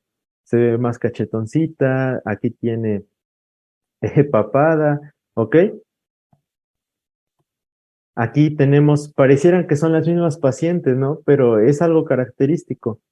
de esta enfermedad. Son diferentes pacientes, diferentes fotografías, y todas comparten este signo clínico llamado mixedema, además de edema en menor o mayor proporción en la carita, ¿ok? Pero no se olviden del mixedema. Y bueno, tienen somnolencia, tienen fatiga, tienen alteraciones menstruales como comentamos, tienen intolerancia al frío porque su temperatura disminuye, entonces si los exponemos más al frío, pues por eso tienen intolerancia al frío. Tienen hipertensión, esto es muy, muy, muy, muy, muy, muy importante. Tanto hipertiroideos como hipotiroideos van a cursar por hipertensión. La causa de la hipertensión en una persona hipotiroidea va a ser porque al retener líquidos, al tener edema, aumenta el retorno venoso, ¿ok? Aumenta el volumen circulante efectivo, eso aumenta el retorno venoso y al final termina causando hipertensión, ¿ok? Va. Ahora, hablando de alguna duda sobre hipotiroidismo, ¿no? Ya sabemos que prácticamente todas sus funciones en el hipotiroidismo se encuentran disminuidas, ¿va? Recuerden, signo clínico específico del hipotiroidismo, mixedema, ¿ok? No lo olviden. Bueno, ahora vamos a ver las causas del hipertiroidismo. Primario, que afectan a mi glándula tiroides. La principal en todo el mundo y en el México, y en México es la enfermedad de Graves, que es una enfermedad de origen también inmunitario. Puede también causarnos un hipertiroidismo, un adenoma, un bocio multinodular tóxico o una metástasis de prácticamente un tumor que nos esté causando mayor secreción de hormonas tiroideas, ¿va? Y en secundarias, un adenoma hipersecretor, ¿sí? Igual hay un tumorcito que nos esté causando un mayor aumento en la cantidad de TSH, ¿va?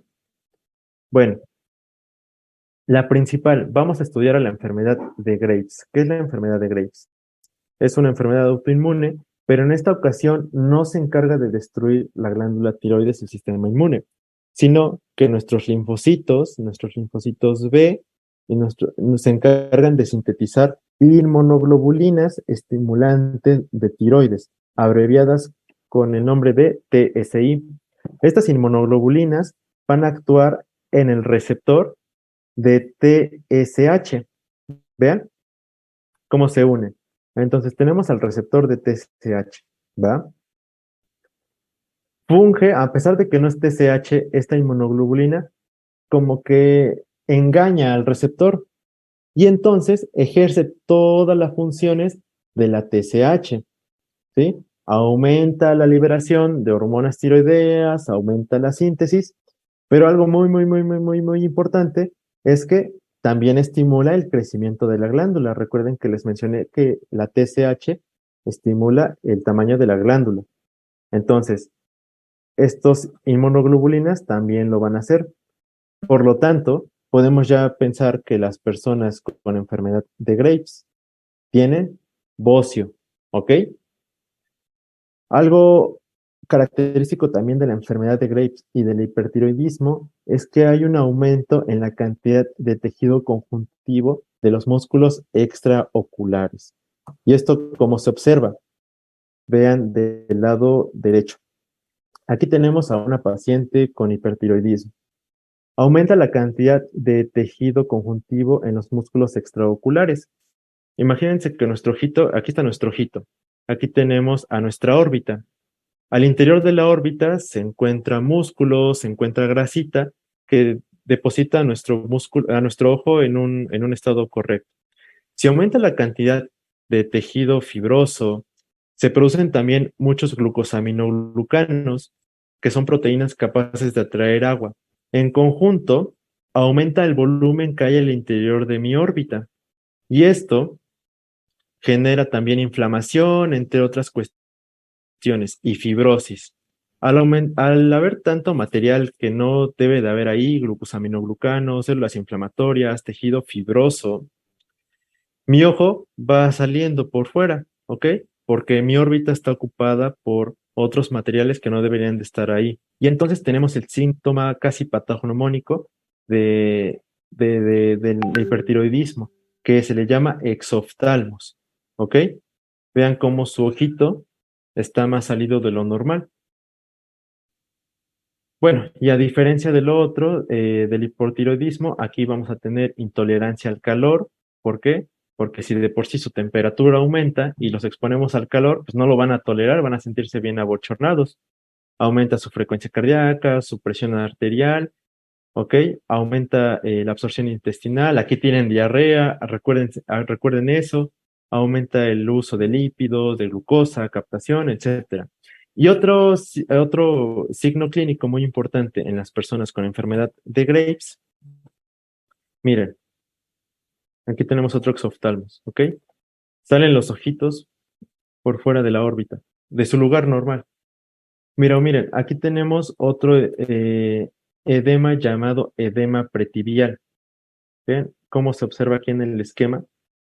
Que aquí no tenemos edema en los ojos, sino que en el hipertiroidismo tenemos edema en los miembros inferiores, ¿va? Y bueno, esos prácticamente serían las diferencias entre hipertiroidismo e hipotiroidismo. Recuerden, hiper, exoftalmos, hipo, mixedema, ¿ok? Bueno, eso sería todo de mi parte. Aquí tienen mis referencias. Si tienen alguna duda, podemos contestarlas brevemente. Y a continuación, igual les vuelvo a mandar el link que les compartió Amadeo al principio, en el cual podrán encontrar dos archivos. El primero de ellos son 15 preguntas relacionadas con el tema y que probablemente puedan venir en su examen. Son preguntas recopiladas de distintos libros. Y en el otro archivo son las respuestas a pues a estas preguntas, ¿ok? Y para que ustedes se den cuenta, a lo mejor qué es en lo que tienen que reforzarse o repasar los apuntes de la plática del día de hoy. Entonces, si hay dudas, podemos contestarlas.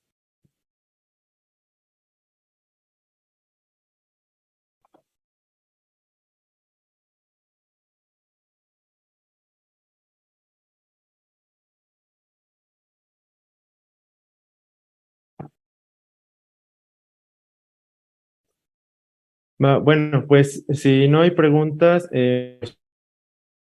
su atención. Espero que les vaya muy bien en su examen a todos y que triunfen. Y no se estresen porque recuerden que también aumenta el peso. Entonces, cuídense.